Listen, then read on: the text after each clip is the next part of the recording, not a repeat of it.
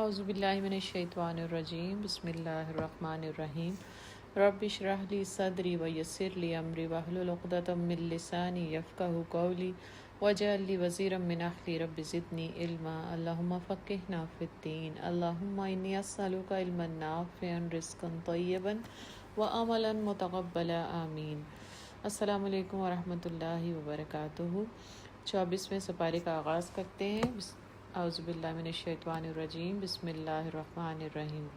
فمن ازلم ممن کذب علی اللہ وکذب بالصدق اذ جاءہ الیس فی جہنم مثوی للکافرین والذی جاء بالصدق وصدق بہ اولئک هم المتقون لهم ما یشاءون عند ربهم ذلک جزاء المحسنین۔ پھر اس شخص سے بڑا ظالم اور کون ہوگا جس نے اللہ پر جھوٹ باندھا اور جب سچائی اس کے سامنے آئی تو اسے جھٹلا دیا کہ ایسے کافروں کے لیے جہنم میں کوئی ٹھکانہ نہیں ہے، اور جو شخص سچائی لے کر آیا اور جنہوں نے اس کو سچ مانا وہی عذاب سے بچنے والے ہیں۔ انہیں اپنے رب کے ہاں وہ سب کچھ ملے گا جس کی وہ خواہش کریں گے، یہ ہے نیکی کرنے والوں کی جزا، تاکہ جو بدترین اعمال انہوں نے کیے تھے انہیں اللہ ان کے حساب سے ساکت کر دے، اور جو بہترین اعمال وہ کرتے رہے ہیں ان کے لحاظ سے ان کو اجر عطا فرمائے۔ الیس اللہ بکاف عبدہ، اے نبی صلی اللہ علیہ وسلم، کیا اللہ اپنے بندوں کے لیے کافی نہیں ہے؟ اللہ تعالیٰ سوال کر رہا ہے کہ کیا میں اپنے بندوں کے لیے کافی نہیں ہوں؟ کس چیز کے لیے کافی؟ رجوع کرنے کے لیے، رہنمائی کے لیے، ہدایت کے لیے، شفا کے لیے، عبادت اور اطاعت کے لیے، محبت اور راضی رکھنے کی خواہش کے لیے، پیروی کے لیے، اللہ سے دعائیں کرنے کے لیے، بھروسے کے لیے، محبت کے لیے۔ حسبنا اللہ نعم الوکیل نعم المولا و نعم النصیر۔ حسبی اللہ لا الہ الا هو علیہ توکلت وہو رب العرش العظیم۔ یہ لوگ اس کے سوا دوسروں سے تم کو ڈراتے ہیں، حالانکہ اللہ جسے گمراہی میں ڈال دے اسے کوئی راستہ دکھانے والا نہیں، اور جسے وہ ہدایت دے اسے بھٹکانے والا بھی کوئی نہیں۔ کیا اللہ زبردست اور انتقام لینے والا نہیں ہے؟ ان لوگوں سے اگر تم پوچھو کہ زمین اور آسمانوں کو کس نے پیدا کیا ہے تو یہ خود کہیں گے کہ اللہ نے۔ ان سے کہو جب حقیقت یہ ہے تو تمہارا کیا خیال ہے کہ اگر اللہ مجھے کوئی نقصان پہنچانا چاہتا ہے تو کیا تمہاری یہ دیویاں جنہیں تم اللہ کو چھوڑ کر پکارتے ہو مجھے اس کے پہنچائے ہوئے نقصان سے بچا لیں گی؟ یا اللہ مجھ پر مہربانی کرنا چاہے تو کیا یہ اس کی رحمت کو روک سکیں گی؟ بس ان سے کہہ دو کہ میرے لیے اللہ ہی کافی ہے۔ قل حسبی اللہ علیہ توکلت علیہ یتوکل المتوکلون۔ بس ان سے کہہ دو کہ میرے لیے اللہ ہی کافی ہے، بھروسہ کرنے والے اس پر بھروسہ کرتے ہیں۔ ابن ابی حاتم نے ابن عباس سے روایت نقل کی ہے کہ نبی صلی اللہ علیہ وسلم نے فرمایا کہ جو شخص چاہتا ہے کہ سب انسانوں سے زیادہ طاقتور ہو جائے اسے چاہیے کہ اللہ پر توکل کرے، اور جو شخص چاہتا ہے کہ سب سے بڑھ کر غنی ہو جائے اسے چاہیے کہ جو کچھ اللہ کے پاس ہے اس پر زیادہ بھروسہ رکھے بنسبت اس چیز کے جو اس کے اپنے ہاتھ میں ہے، اور جو شخص چاہتا ہے وہ کہ سب سے زیادہ عزت والا ہو جائے اسے چاہیے کہ اللہ عز و جل سے ڈرے۔ قل یا قوم اعملوا علی مکانتکم انی عامل فسوف تعلمون۔ ان سے صاف کہو کہ اے میری قوم کے لوگو، تم اپنی جگہ اپنا کام کیے جاؤ، میں اپنا کام کرتا رہوں گا، عنقریب تمہیں معلوم ہو جائے گا کہ کس پر رسوا کن عذاب آتا ہے اور کسے وہ سزا ملتی ہے جو کبھی ٹلنے والی نہیں۔ انا انزلنا علیک الکتاب للناس بالحق فمن اہتدی فلنفسہ ومن ضل فانما یضل علیہا وما انت علیہم بوکیل۔ اے نبی صلی اللہ علیہ وسلم، ہم نے سب انسانوں کے لیے یہ کتاب برحق تم پر نازل کر دی ہے، اب جو سیدھا راستہ اختیار کرے گا اپنے لیے کرے گا، اور جو بھٹکے گا اس کے بھٹکنے کا وبال اس پر ہوگا، تم ان کے ذمہ دار نہیں ہو۔ اللہ یتوفی الانفس حین موتها والتی لم تمت فی منامها فیمسک التی قضی علیہا الموت ویرسل الاخری الی اجل مسمی ان فی ذلک لآیات لقوم یتفکرون۔ وہ اللہ ہی ہے جو موت کے وقت روحیں قبض کرتا ہے، اور جو ابھی نہیں مرا ہے اس کی روح نیند میں قبض کر لیتا ہے۔ پھر جس پر وہ موت کا فیصلہ نافذ کرتا ہے اسے روک لیتا ہے، اور دوسروں کی روحیں ایک وقت مقررہ کے لیے واپس بھیج دیتا ہے۔ اس میں بڑی نشانیاں ہیں ان لوگوں کے لیے جو غور و فکر کرنے والے ہیں۔ انسان کے جسم میں 2 روحیں ہیں۔ نیند کے وقت ایک روح نکل جاتی ہے، اور نیند موت کی بہن ہے۔ نیند میں جانے سے پہلے اپنے اوپر یہ تاثر رکھنا ہے کہ شاید آج ہماری آخری رات ہے، تو اللہ سے معافی مانگ کر سوئیں۔ اللہ تعالیٰ ہر انسان کو یہ احساس دلانا چاہتا ہے کہ موت اور زیست کس طرح اس کے دستے قدرت میں ہے۔ کوئی شخص بھی یہ ضمانت نہیں رکھتا کہ رات کو جب وہ سوئے گا تو صبح لازماً زندہ ہی اٹھے گا۔ کسی کو بھی یہ معلوم نہیں کہ ایک گھڑی بھر اس پر کیا آفت آ سکتی ہے، اور دوسرا لمحہ اس پر زندگی کا لمحہ ہوتا ہے یا موت کا۔ ہر وقت سوتے میں یا جاگتے میں، گھر بیٹھے یا کہیں چلتے پھرتے، آدمی کے جسم کی کوئی اندرونی خرابی یا باہر سے کوئی نامعلوم آفت یک وہ شکل اختیار کر سکتی ہے جو اس کے لیے پیام موت ثابت ہو۔ ام اتخذوا من دون اللہ شفاء قل اولو کانوا لا یملکون شیئا ولا یعقلون۔ کیا اس خدا کو چھوڑ کر ان لوگوں نے دوسروں کو شفیع بنا رکھا ہے؟ ان سے کہو کہ کیا وہ شفاعت کریں گے خواہ ان کے اختیار میں کچھ نہ ہو اور وہ سمجھتے بھی نہ ہوں۔ کہو شفاعت ساری کی ساری اللہ کے اختیار میں ہے، آسمانوں اور زمین کی بادشاہی کا وہی مالک ہے، پھر اسی کی طرف تم پلٹائے جانے والے ہو۔ جب اکیلے اللہ کا ذکر کیا جاتا ہے تو آخرت پر ایمان نہ رکھنے والوں کے دل کڑنے لگتے ہیں، اور جب اس کے سوا دوسروں کا ذکر ہوتا ہے تو یکایک وہ خوشی سے کھل اٹھتے ہیں۔ قل اللہم فاطر السماوات والارض عالم الغیب والشہادہ انت تحکم بین عبادک فیما کانوا فیہ یختلفون۔ کہو خدایا، آسمانوں اور زمین کے پیدا کرنے والے، حاضر اور غائب کے جاننے والے، تو ہی اپنے بندوں کے درمیان اس چیز کا فیصلہ کرے گا جس میں وہ اختلاف کرتے رہے ہیں۔ اگر ان ظالموں کے پاس زمین کی ساری دولت بھی ہو اور اتنی ہی اور بھی، تو یہ روز قیامت کے برے عذاب سے بچنے کے لیے وہ سب کچھ فدیے میں دینے کے لیے تیار ہو جائیں گے۔ وہاں اللہ کی طرف سے ان کے سامنے وہ کچھ آئے گا جس کا انہوں نے کبھی اندازہ ہی نہیں کیا ہے۔ وہاں اپنی کمائی کے سارے برے نتائج ان پر کھل جائیں گے، اور وہی چیز ان پر مسلط ہو جائے گی جس کا یہ مذاق اڑاتے رہے ہیں۔ فَإِذَا مَسَّ الْإِنسَانَ ضَرٌّ دَعَانَا ثُمَّ إِذَا خَوَّلْنَاهُ نِعْمَةً مِنَّا۔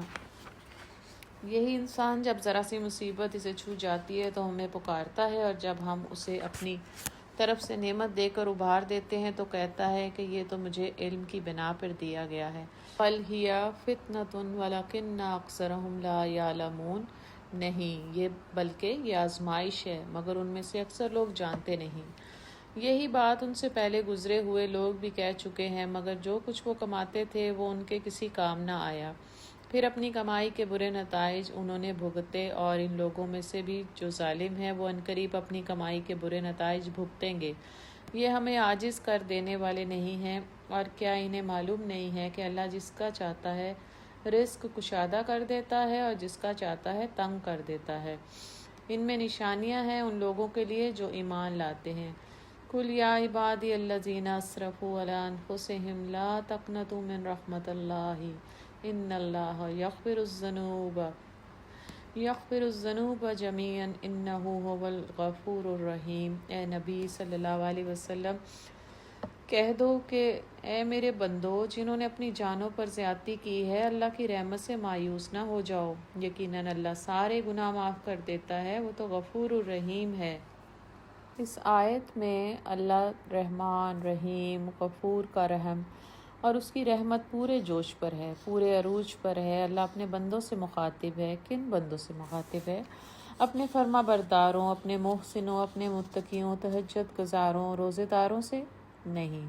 اللہ کی رحمت اس آیت میں پورے جوش پر ہے۔ اللہ ان سے مخاطب ہے جنہوں نے اپنی جانوں پر زیادتی کی، ظلم کیا، نافرمانی کی، سرکشی کی، اور نافرمانی کی وجہ سے اللہ کے گناہ گار، فاسق، فاجر اور کافروں سے اللہ مخاطب ہے کہ کیا کہہ رہے اللہ کہ تم اللہ کی رحمت سے مایوس نہ ہو جاؤ۔ اللہ رحمان فرما رہا ہے کہ تم نے بہت سے گناہ کر لی ہیں، بہت سی زندگی گزار لی ہے، نماز کے بغیر زندگی گزاری ہے، بے حیائی، فحاشی، عریانی کے لباس میں کھپا دی ہے، بہت سی زندگی چغلیوں میں، مذاق میں، غیبت کر کے گزار دی ہے، بخیل بنے رہے، حرص، طمع، لالچ اور دھن کی دیوی کے بندے بن کر زندگی گزاری ہے۔ تو کیا ہے، اتنے گناہوں کے پہاڑ جمع کرنے کے بعد اب تم اللہ کی رحمت سے مایوس نہ ہو جاؤ۔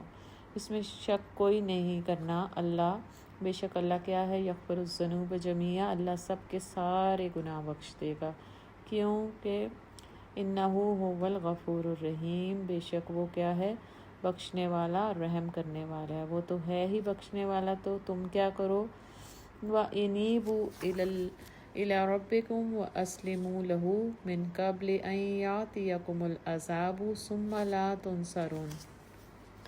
تو تم کیا کرو کہ پلٹ آؤ اپنے رب کی طرف، جو تم نے اپنے نفس پرستی اور دنیا کی زندگی میں جو کچھ بھی کیا ہے اللہ تعالیٰ اس کو معاف کر دے گا۔ اللہ کہہ رہا ہے کہ پلٹ آؤ اپنے رب کی طرف، حرمتی بن جاؤ اس کے قبل اس کے کہ تم پر کوئی عذاب آ جائے اور پھر کہیں سے تمہیں مدد نہ مل سکے، اور پیروی اختیار کر لو اپنے رب کی بھیجی ہوئی کتاب کے بہترین پہلو کی، قبل اس کے کہ تم پر اچانک عذاب آئے اور تم کو خبر بھی نہ ہو۔ کہیں ایسا نہ ہو کہ بعد میں کوئی شخص کہے کہ افسوس میری اس تقصیر پر جو میں اللہ کی جناب میں کرتا رہا، بلکہ میں تو الٹا مذاق اڑانے والوں میں شامل تھا، یا کہے کہ کاش اللہ نے مجھے ہدایت بخشی ہوتی تو میں بھی متقیوں میں ہوتا، یا عذاب دیکھ کر کہے کہ کاش مجھے ایک موقع اور مل جائے اور میں بھی نیک عمل کرنے والوں میں شامل ہو جاؤں۔ اللہ تعالیٰ یہاں توبہ کی قبولیت کا وعدہ فرما رہے ہیں کہ توبہ وہ عمل جو اللہ کے ہاں بہت محبوب عمل ہے۔ ان اللہ یحب التوابین و یحب المتطہرین، سورہ بقرہ میں اللہ تعالیٰ نے فرمایا تھا، اور توبہ وہ جو اللہ کے محبوب بندوں اور انبیاء اسلام کا شیوا بھی ہے۔ تو توبہ کب تک قبول ہوتی ہے؟ حدیث میں آتا ہے، عبداللہ بن عمر رضی اللہ تعالیٰ کی حدیث ہے کہ اس وقت تک قبول ہوتی ہے جب تک موت کی غرغر شروع نہ ہو جائے۔ اس لیے اللہ تعالیٰ حکم دیتا ہے کہ توبوا الی اللہ جمیعا لعلکم تفلحون، یا ایھا الذین آمنوا توبوا الی اللہ توبۃ نصوح۔ حضرت عمر رضی اللہ تعالیٰ عنہ سے پوچھا گیا تھا کہ توبۃ النصوح کیا ہے، تو فرمایا تھا گناہ سے توبہ کرنے کے بعد گناہ کرنا تو درکنار، اس کا ارادہ بھی دل میں نہ آئے۔ اللہ تعالیٰ نے قرآن میں فرمایا، ان سے کہہ دو، ان کو بتا دو کہ میں بڑا بخشنے والا ہوں۔ پھر اللہ نے فرمایا جو توبہ نہیں کرتا وہ بڑا ظالم ہے۔ اللہ نے توبہ کی بخشش کا وعدہ دیا ہے، تم فائدہ نہیں اٹھاتے اور گناہوں کا ڈھیر اپنے پاس جمع رکھتے ہو، تم بڑے ظالم ہو۔ نبی صلی اللہ علیہ وسلم نے فرمایا تم توبہ کیا کرو، میں دن میں 100 مرتبہ توبہ کرتا ہوں۔ حدیث میں آتا ہے کہ جو شخص گناہ کرتا ہے اور پھر توبہ کرتا ہے اور دن میں 70 بار کرتا ہے، اس کا نام ضد نہ کرنے والوں کی صف میں لکھ لیا جاتا ہے۔ توبہ اللہ سب کی قبول کرتا ہے۔ کچھ لوگ کہتے ہیں کہ یہ کیا بات ہوئی کہ ساری زندگی گناہ کی اور توبہ کر کے اس کا معاملہ ایسا ہو گیا جیسے نیکیاں کرنے والا ہو۔ اصل میں توبہ ایک شخص کو گناہوں کی دلدل اور مایوسی کے اندھیرے سے نکالتی ہے۔ اللہ سے یقین اور وثوق سے توبہ مانگا کریں۔ بَلَىٰ قَدْ جَاءَتْكَ آیَاتِی فَكَذَّبْتَ بِهَا وَاسْتَكْبَرْتَ وَكُنْتَ مِنَ الْکَافِرِینَ، اور اس وقت اسے یہ جواب ملے کہ کیوں نہ میری آیات تیرے پاس آ چکی تھیں، پھر تو نے انہیں جھٹلایا اور تکبر کیا اور تو کافروں میں سے تھا۔ آج جن لوگوں نے خدا پر جھوٹ باندھے ہیں، قیامت کے روز تم دیکھو گے کہ ان کے منہ کالے ہوں گے۔ کیا جہنم میں متکبروں کے لیے کافی جگہ نہیں ہے؟ اس کے برعکس جن لوگوں نے یہاں تقویٰ کیا ہے، ان کے اسباب کامیابی کی وجہ سے اللہ ان کو نجات دے گا، ان کو نہ کوئی غضن پہنچے گا، نہ وہ غمگین ہوں گے۔ اللہ خالق کل شیء وہو علی کل شیء وکیل، اللہ ہر چیز کا خالق ہے اور وہی ہر چیز پر نگہبان ہے۔ زمین اور آسمانوں کے خزانوں کی کنجیاں اسی کے پاس ہیں، اور جو لوگ اللہ کی آیات سے کفر کرتے ہیں وہی گھاٹے میں رہنے والے ہیں۔ قُلْ أَفَغَيْرَ اللَّهِ تَأْمُرُونِی أَعْبُدُ أَیُّهَا الْجَاہِلُونَ وَلَقَدْ أُوحِیَ إِلَیْکَ وَإِلَى الَّذِینَ مِن قَبْلِکَ لَئِنْ أَشْرَکْتَ لَیَحْبَطَنَّ أَعْمَالُکَ وَلَتَکُونَنَّ مِنَ الْخَاسِرِینَ۔ اے نبی صلی اللہ علیہ وسلم ان سے کہو، پھر کیا ہے جاہلو، تم اللہ کے سوا کسی اور کی بندگی کرنے کے لیے مجھ سے کہتے ہو؟ یہ بات تمہیں ان سے صاف کہہ دینی چاہیے، کیونکہ تمہاری طرف اور تم سے پہلے گزرے ہوئے تمام انبیاء کی طرف یہ وحی بھیجی جا چکی ہے کہ اگر تم نے شرک کیا تو تمہارا عمل ضائع ہو جائے گا اور تم خسارے میں رہو گے۔ لہٰذا اے نبی، تم بس اللہ ہی کی بندگی کرو اور شکر گزار بندوں میں ہو جاؤ۔ وما قدر اللہ حق قدرہ والارض جميعا قبضته یوم القیامۃ والسماوات مطویۃ بیمینہ سبحانہ وتعالی عما یشرکون۔ ان لوگوں نے اللہ کی قدر ہی نہ کی جیسا کہ اس کی قدر کرنے کا حق تھا، جیسا کہ اس کی قدر کرنے کا حق ہے۔ اس کی قدر کاملہ کا حال تو یہ ہے کہ قیامت کے روز پوری زمین اس کی مٹھی میں ہوگی اور آسمان اس کے دست راست میں لپٹے ہوئے ہوں گے۔ پاک اور بالا تر ہے وہ اس شرک سے جو یہ لوگ کرتے ہیں۔ زمین اور آسمان پر اللہ تعالیٰ کے کامل اقتدار و تصرف کی تصویر کھینچنے کے لیے مٹھی میں ہونے اور ہاتھ پر لپٹے ہونے کا استعارہ استعمال فرمایا گیا ہے۔ جس طرح ایک آدمی کسی چھوٹی سی گیند کو مٹھی میں دبا لیتا ہے اور اس کے لیے یہ ایک معمولی سا کام ہے، یا ایک شخص ایک رومال کو لپیٹ کر ہاتھ میں لے لیتا ہے اور اس کے لیے یہ کوئی زحمت طلب کام نہیں۔ اسی طرح قیامت کے روز تمام انسان جو آج اللہ کی عظمت اور کبریائی کا اندازہ کرنے سے قاصر ہیں، اپنی آنکھوں سے دیکھ لیں گے کہ آسمان اور زمین اللہ کے دست قدرت میں ایک حقیر گیند اور ایک ذرا سے رومال کی طرح ہیں۔ حضرت ابو ہریرہ کی روایت منقول ہے کہ آپ نے فرمایا، نبی صلی اللہ علیہ وسلم نے منبر پر خطبہ ارشاد فرمایا تھا۔ دوران خطبہ میں یہ آیات آپ نے تلاوت فرمائی تھی اور فرمایا تھا، اللہ تعالیٰ آسمانوں اور زمینوں یعنی سیاروں کو اپنی مٹھی میں لے کر اس طرح پھیرائے گا جیسے ایک بچہ گیند پھیراتا ہے، اور فرمائے گا، میں ہوں خدائے واحد، میں ہوں بادشاہ، میں ہوں جبار، میں ہوں کبریائی کا مالک۔ کہاں ہے زمین کے بادشاہ، کہاں ہے جبار، کہاں ہے متکبر؟ یہ کہتے کہتے حضور صلی اللہ علیہ وسلم پہ ایسا لرزہ طاری ہوا کہ ہمیں خطرہ ہونے لگ پڑا کہ کہیں آپ منبر سمیت گر نہ جائیں۔ اللہ ہمیں جبر، تکبر اور ظلم سے بچنے کی توفیق عطا فرما۔ حدیث بتاتی ہے کہ اس دن مکمل خاموشی ہوگی۔ قرآن فرماتا ہے، اس دن ایک ہلکی سی سرسراہٹ کے سوا تم کچھ نہیں سنو گے۔ اللہ فرمائے گا، آج بادشاہت کس کی ہے؟ کوئی جواب نہیں آئے گا۔ پھر اللہ خود فرمائے گا، للہ واحد القہار۔ اور اس روز سور پھونکا جائے گا اور وہ سب مر کر گر جائیں گے جو آسمانوں اور زمین میں ہیں، سوائے ان کے جنہیں اللہ زندہ رکھنا چاہے۔ پھر ایک دوسرا سور پھونکا جائے گا اور یکا یک سب کے سب اٹھ کر دیکھنے لگیں گے۔ زمین اپنے رب کے نور سے چمک اٹھے گی، کتابیں اعمال لا کر رکھ دی جائیں گی، انبیاء اور تمام گواہ حاضر کر دیے جائیں گے، لوگوں کے درمیان ٹھیک ٹھیک حق کے ساتھ فیصلہ کر دیا جائے گا اور ان پر کوئی ظلم نہ ہوگا۔ ہر متنفس کو جو کچھ بھی اس نے عمل کیا تھا اس کا پورا بدلہ دے دیا جائے گا۔ لوگ جو کچھ بھی کرتے ہیں اللہ اس کو خوب جانتا ہے۔ وَسَيْقَ الَّذِينَ كَفَرُوا إِلَى جَهَنَّمَ زُمَرًا حَتَّى إِذَا جَاءُوهَا فُتِحَتْ أَبْوَابُهَا وَقَالَ لَهُمْ خَزَنَتُهَا أَلَمْ يَأْتِكُمْ رُسُلٌ مِّنكُمْ يَتْلُونَ عَلَيْكُمْ آيَاتِ رَبِّكُمْ وَيُنذِرُونَكُمْ لِقَاءَ يَوْمِكُمْ هَٰذَا قَالُوا بَلَىٰ وَلَٰكِنْ حَقَّتْ كَلِمَةُ الْعَذَابِ عَلَى الْكَافِرِينَ۔ اس فیصلے کے بعد وہ لوگ جنہوں نے کفر کیا تھا جہنم کی طرف گروہ در گروہ ہانکے جائیں گے۔ کیسے ہانکا جائے گا؟ جیسے جانوروں کو ہانکا جاتا ہے۔ گویا وہ لوگ جو کافر ہیں ان کو جہنم کی طرف ہانکا جائے گا، صرف ان کو رستہ نہیں دکھایا جائے گا، ان کو رسوا کیا جائے گا، ان کو ذلیل کیا جائے گا، مارا پیٹا جائے گا۔ ربنا اصرف عنا عذاب جہنم، اللہ اس کی ذلت، رسوائیوں، مار پیٹ، دکھ، غم، حزن سے ہمیں بچا لینا۔ حدیث میں فرمایا کہ اللہ دو خوف اور دو بے خوفیاں جمع نہیں کرتا۔ جو دنیا میں بے خوف ہو کر زندگی گزارتا ہے اللہ اس قیامت کے دن خوف زدہ کرے گا، اور جو دنیا میں خوف زدہ ہو کر زندگی گزارتا ہے اللہ اس کو قیامت کے دن بے خوف کرے گا، یہاں تک کہ جب وہ وہاں پہنچیں گے تو اس کے دروازے کھولے جائیں گے اور ان کے کارندے ان سے کہیں گے، کیا تمہارے پاس تمہارے اپنے لوگوں میں سے ایسے رسول نہیں آئے تھے جنہوں نے تم کو تمہارے رب کی آیات سنائی ہوں اور تمہیں اس بات سے ڈرایا ہو کہ ایک وقت تمہیں یہ دن بھی دیکھنا ہوگا؟ وہ جواب دیں گے ہاں آئے تھے، مگر عذاب کا فیصلہ کافروں پر چپک گیا۔ کہا جائے گا داخل ہو جاؤ جہنم کے دروازوں میں، یہاں اب تمہیں ہمیشہ رہنا ہے۔ فبئس مثوى المتکبرین، بڑا ہی برا ٹھکانہ ہے یہ متکبروں کے لیے۔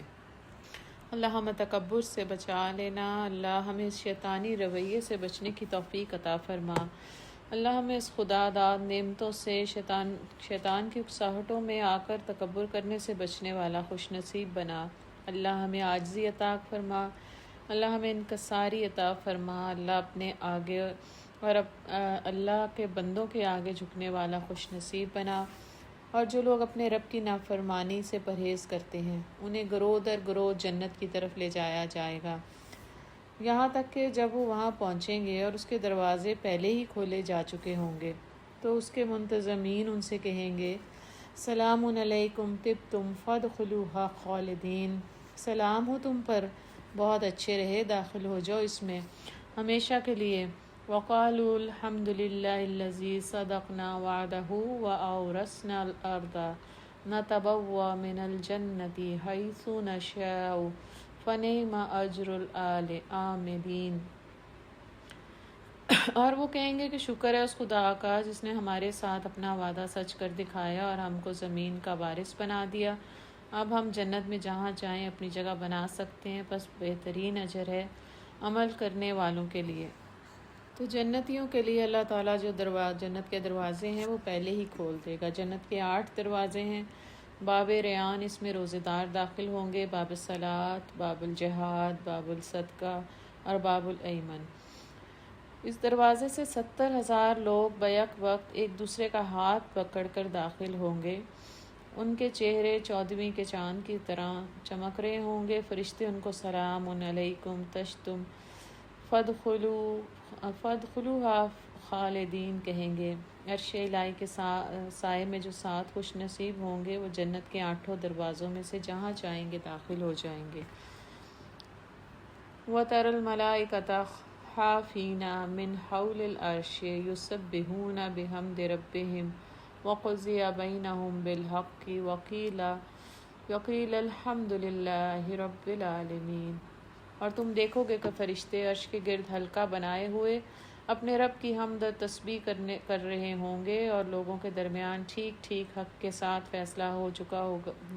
فیصلہ چکا دیا جائے گا اور پکار دیا جائے گا کہ حمد ہے اللہ رب العالمین کے لیے۔ فرشتے کثرت سے اللہ تعالیٰ کی تسبیح کرتے ہیں، رب اعینی علی ذکرک و شکرک و حسن عبادتک۔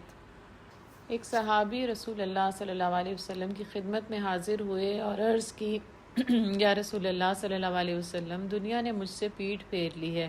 فرمایا کیا وہ تسبیح تمہیں یاد نہیں ہے جو تسبیح ملائکہ ہے اور جس کی برکت سے روزی دی جاتی ہے؟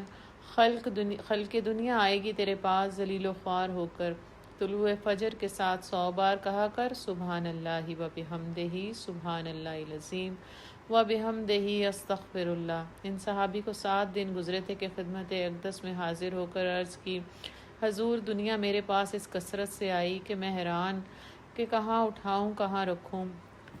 نور کے پہاڑوں پر نورانی فرشتوں کی تسبیح۔ حضرت انس رضی اللہ تعالیٰ عنہ سے مروی ہے کہ نبی صلی اللہ علیہ وسلم نے ارشاد فرمایا کہ اللہ تعالیٰ نے نور کا ایک دربار پیدا فرمایا ہے جس کے ارد گرد نورانی فرشتے نور کے پہاڑ پر اپنے ہاتھوں میں نور کے مٹکے لیے ہوئے یہ تسبیح بیان کرتے ہیں، بسم اللہ الرحمن الرحیم، سبحان ذی الملک والملکوت، سبحان ذی العزت والجبروت، سبحان الحی الذی لا یموت، سبوحا قدوس رب الملائکۃ والروح۔ جس شخص نے یہ کلمات دن میں یا مہینے میں یا سال میں یا ساری زندگی میں ایک بار بھی کہے، انشاءاللہ اس کے سارے گناہ معاف ہو جائیں گے، خواہ سمندر کی جھاگ کے برابر ہوں یا ریت کے ذرات کے مساوی یا وہ جنگ سے بھاگا ہوا ہو۔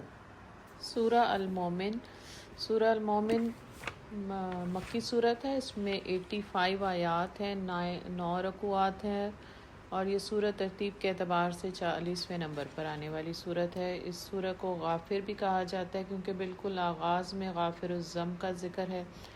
یہاں سے اگلی 7 سورتوں کا آغاز حروف مقطعات حامیم سے ہے۔ اس حوالے سے انہیں آل حامیم بھی کہا جاتا ہے یا اس کو جمع حوامیم کہا جاتا ہے۔ مفسرین قرآن حضرت عبداللہ ابن مسعود ان کو دیباج القرآن کہا کرتے تھے۔ دیباج ایک ریشمی نایاب کپڑے کو کہتے ہیں۔ پھر ان کو عرائس القرآن بھی کہا گیا۔ ابن عباس کہتے ہیں ہر چیز کا ایک مغز ہوتا ہے اور قرآن کا مغز یا خلاصہ آل حامیم ہے۔ بخاری میں کہ حضرت عبداللہ بن عمرو بن عاص کی روایت ہے کہ ایک روز نبی صلی اللہ علیہ وسلم حرم میں نماز پڑھ رہے تھے۔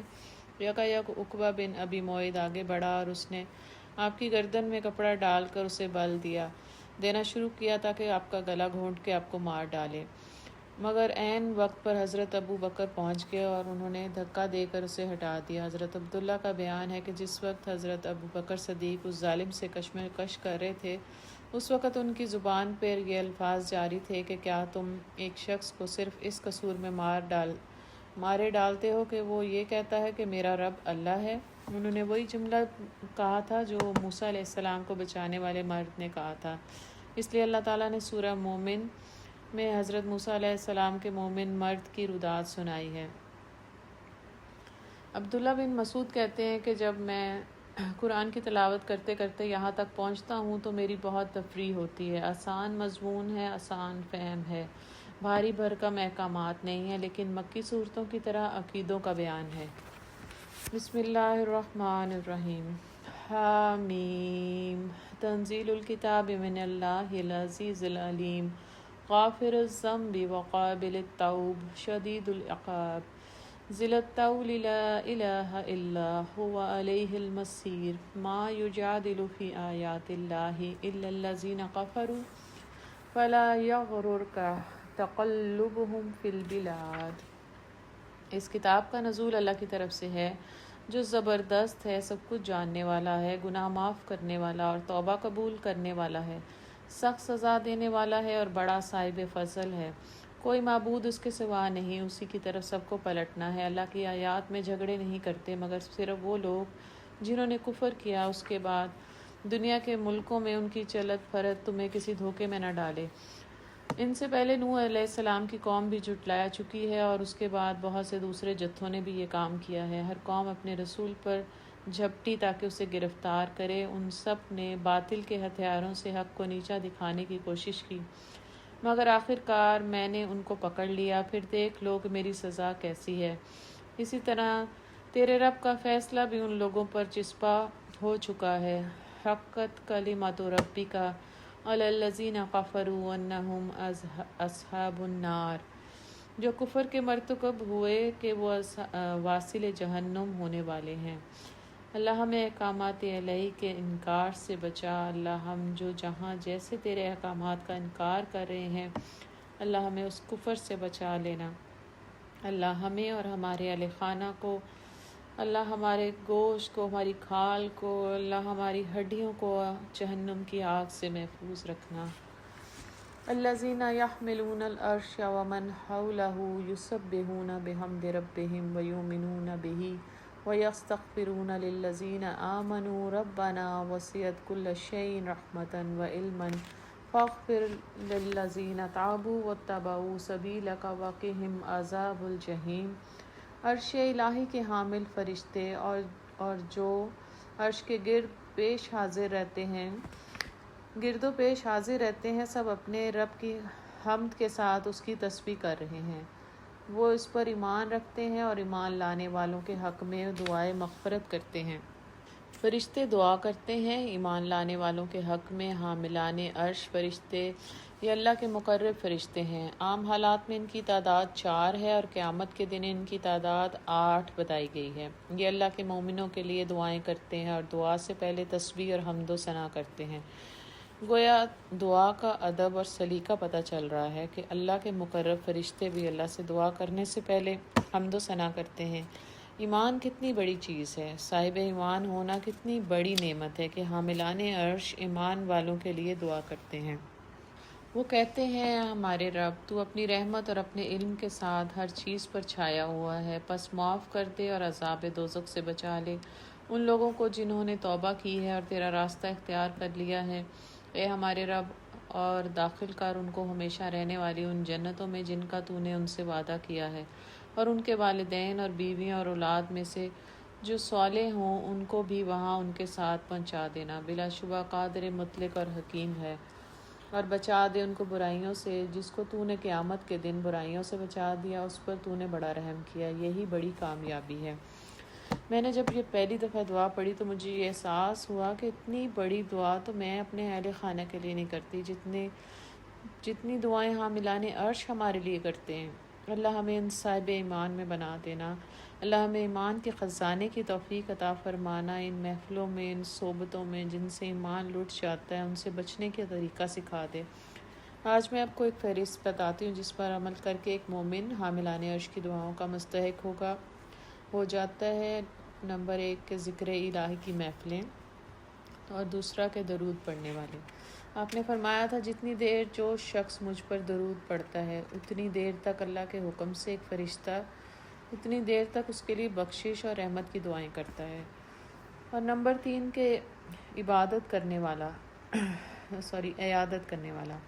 حدیث میں ہے کہ جب کوئی مومن کسی کی عیادت کے لیے جاتا ہے تو اگر صبح جاتا ہے تو صبح سے شام تک 70,000 فرشتے اس کے لیے بخشش کی دعائیں کرتا ہے، اور اگر شام کو جاتا ہے تو شام سے اگلے دن صبح تک اس کے لیے بخشش کی دعائیں کرتا ہے۔ اور چوتھا، مال خرچ کرنے والا۔ حدیث میں ہے کہ روز صبح 2 فرشتے اور ہر شام 2 فرشتے دعائیں کرتے ہیں کہ الہی خرچ کرنے والوں کے مال میں برکت دے اور روک رکھنے والوں کے مال برباد کر دے۔ اور 5واں، سحری کے وقت جب ایک مسلمان سحری کی تیاری چھوڑ کر کھانا شروع کر دیتا ہے اور فرشتہ اللہ کے حکم سے سحری کھانے والے کے لیے دعائیں کرتا ہے۔ اور چھٹا، نماز کے بعد بیٹھنا۔ جب کوئی شخص نماز کے بعد اس جگہ بیٹھا رہتا ہے اور ذکر الہی کرتا ہے تو وہ نماز کے حال میں ہی ہوتا ہے، اللہ کے حکم سے ایک فرشتہ اس کے لیے بخشش کی دعائیں کرتا رہتا ہے۔ اور 8واں یہ کہ دوسروں کے لیے دعا کرنا۔ آپ نے فرمایا کہ جب ایک مومن اپنے مومن بھائی کے لیے دعا کرتا ہے تو ایک فرشتہ اس کے لیے بخشش اور رحمت کی دعائیں کرتا رہتا ہے۔ جب یہ دعا کر کے آمین کہتا ہے تو فرشتہ کہتا ہے یہ سب تیرے لیے بھی ہے، اور پھر فرشتہ آمین کہہ دیتا ہے۔ یہ اظہار ہے، یہ سیکریفائس ہے۔ اللہ تعالیٰ جنت میں سب کو ملائے گا، لیکن کن کو؟ کافروں کو صالحین سے نہیں، صالحین کو صالحین سے جنت میں ملائے گا۔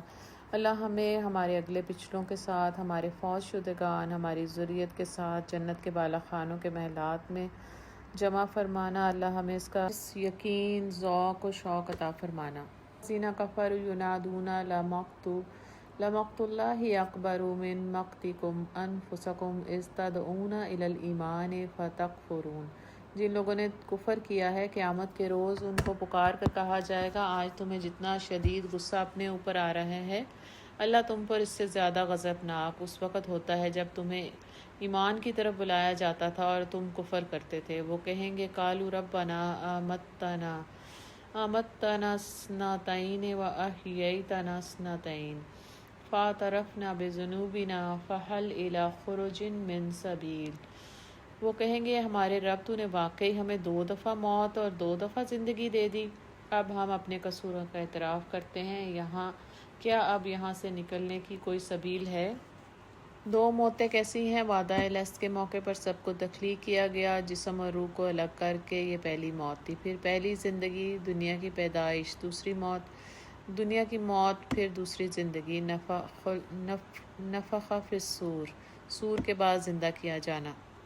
ذالکم بانہ اذا دعی اللہ وحدہ کفرتم وَإِن يُشْرَكْ بِهِ تُؤْمِنُوا فَالْحُكْمُ لِلَّهِ الْعَلِيِّ الْكَبِيرِ۔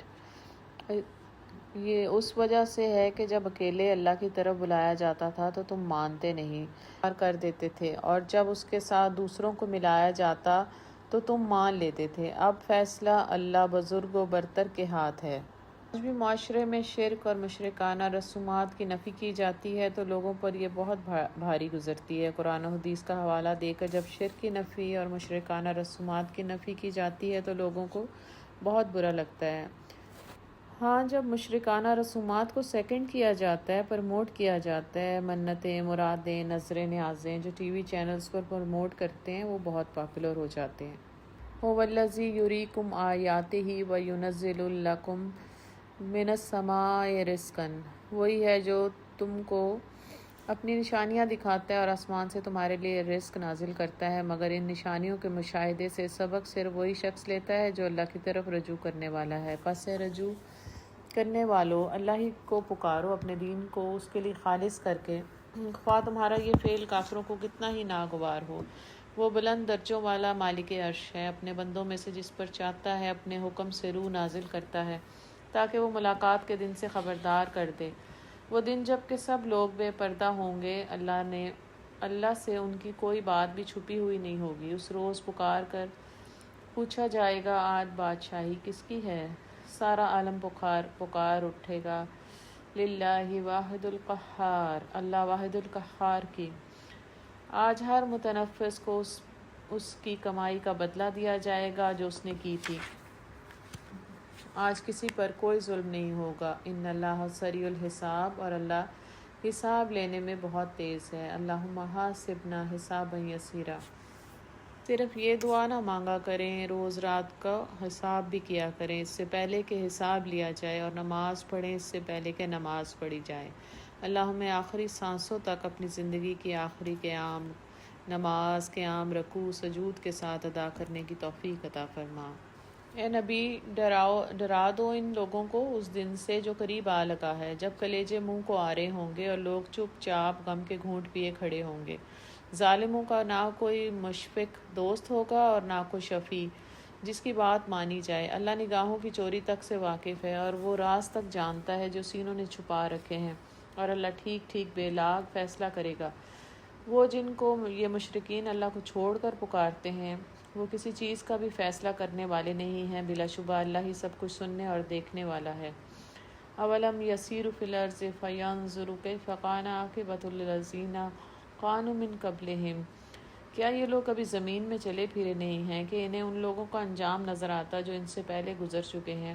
وہ ان سے زیادہ طاقتور تھے اور ان سے زیادہ زبردست آثار زمین میں چھوڑ گئے ہیں، مگر اللہ نے ان کے گناہوں پر انہیں پکڑ لیا اور ان کو اللہ سے بچانے والا کوئی نہیں تھا۔ یہ ان کا انجام اس لیے ہوا کہ ان کے پاس ان کے رسول بینات لے کر آئے اور انہوں نے ماننے سے انکار کر دیا۔ آخرکار اللہ نے ان کو پکڑ لیا، یقیناً وہ بڑی قوت والا اور سزا دینے میں بہت سخت ہے۔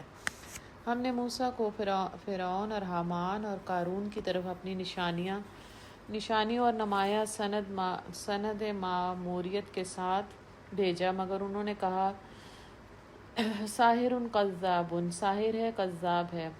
پھر جب وہ ہماری طرف سے حق ان کے سامنے لے آیا تو انہوں نے کہا کہ جو لوگ ایمان لا کر اس کے ساتھ شامل ہوئے ہیں ان سب کے لڑکوں کو قتل کر دو اور لڑکیوں کو جیتا چھوڑ دو، مگر کافروں کی چال عقارت ہی ہو گئی۔ ایک روز فرعون نے اپنے درباریوں سے کہا، چھوڑو مجھے، میں اس موسیٰ کو قتل کیے دیتا ہوں، اور پکار دیکھیے یہ اپنے رب کو، اندیشہ ہے کہ یہ تمہارا دین بدل ڈالے گا اور یا ملک میں فساد برپا کرے گا۔ وقال موسیٰ انی عذت بربی وربکم من کل متکبر لا یؤمن بیوم الحساب، موسیٰ نے کہا میں نے تو ہر اس متکبر کے مقابلے میں جو یوم الحساب پر ایمان نہیں رکھتا اپنے رب اور تمہارے رب کی پناہ لے لی ہے۔ وقال رجل مؤمن من آل فرعون یکتم ایمانہ اتقتلون رجلا ان یقول ربی اللہ وقد جاءکم بینات من ربکم۔ اس موقع پر آل فرعون میں سے ایک مومن شخص جو اپنا ایمان چھپائے ہوئے تھا بول اٹھا، کیا تم اس شخص کو صرف اس بنا پر قتل کر دو گے کہ وہ کہتا ہے میرا رب اللہ ہے، حالانکہ وہ تمہارے رب کی طرف سے تمہارے پاس بینات لے آیا ہے؟ وہ شخص جو کہتا ہے کہ میرا رب اللہ ہے، اللہ واحد قہار کو مانتا ہے، شرک کی نفی کرتا ہے، مشرکانہ رسومات سے بیزار ہے، صرف اس وجہ سے تم اس کو قتل کر دو گے؟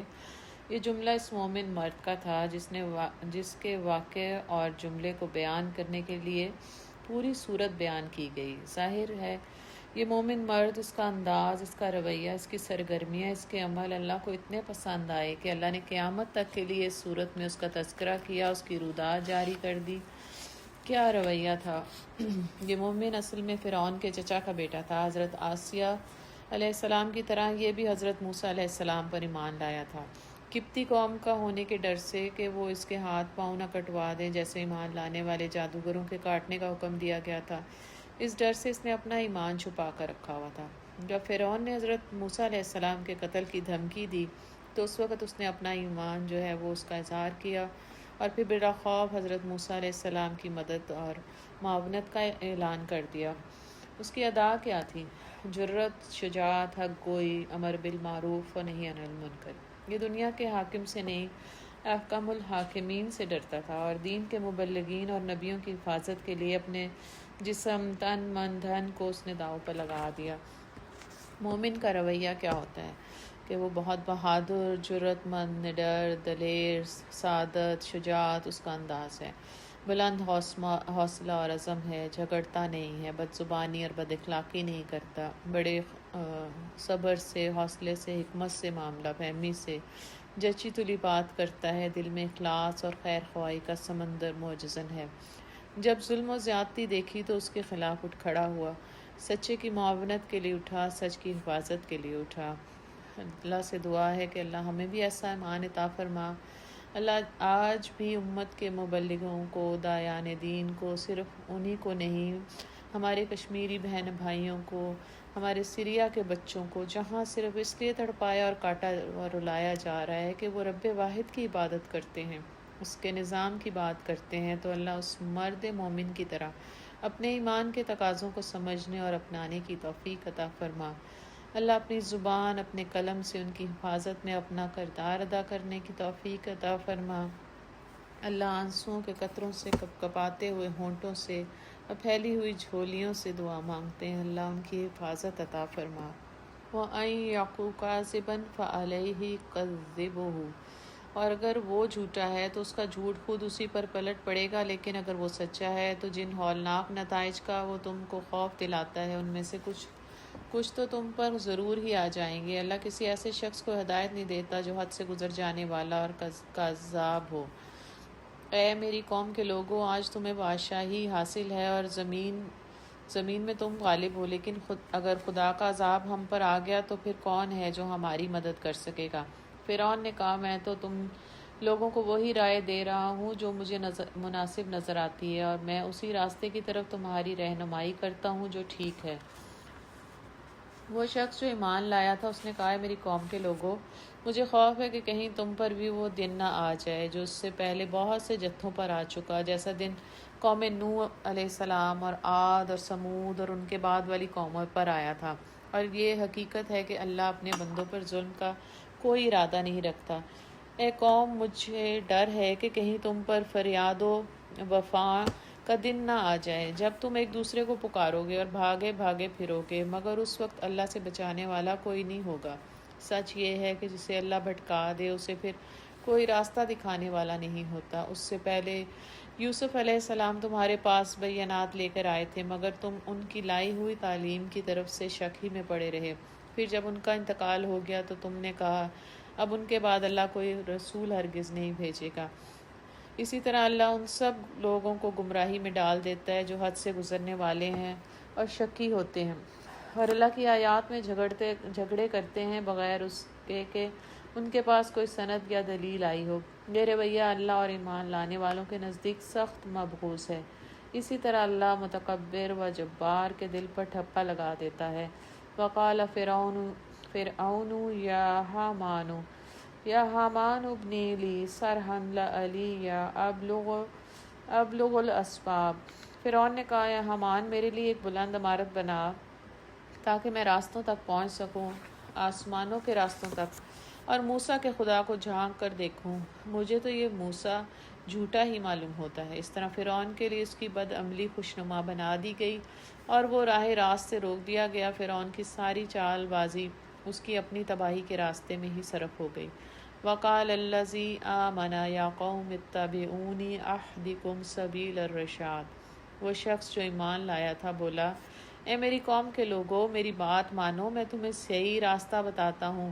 اے قوم، یہ دنیا کی زندگی تو چند روزہ ہے، ہمیشہ کے قیام کی جگہ آخرت ہی ہے۔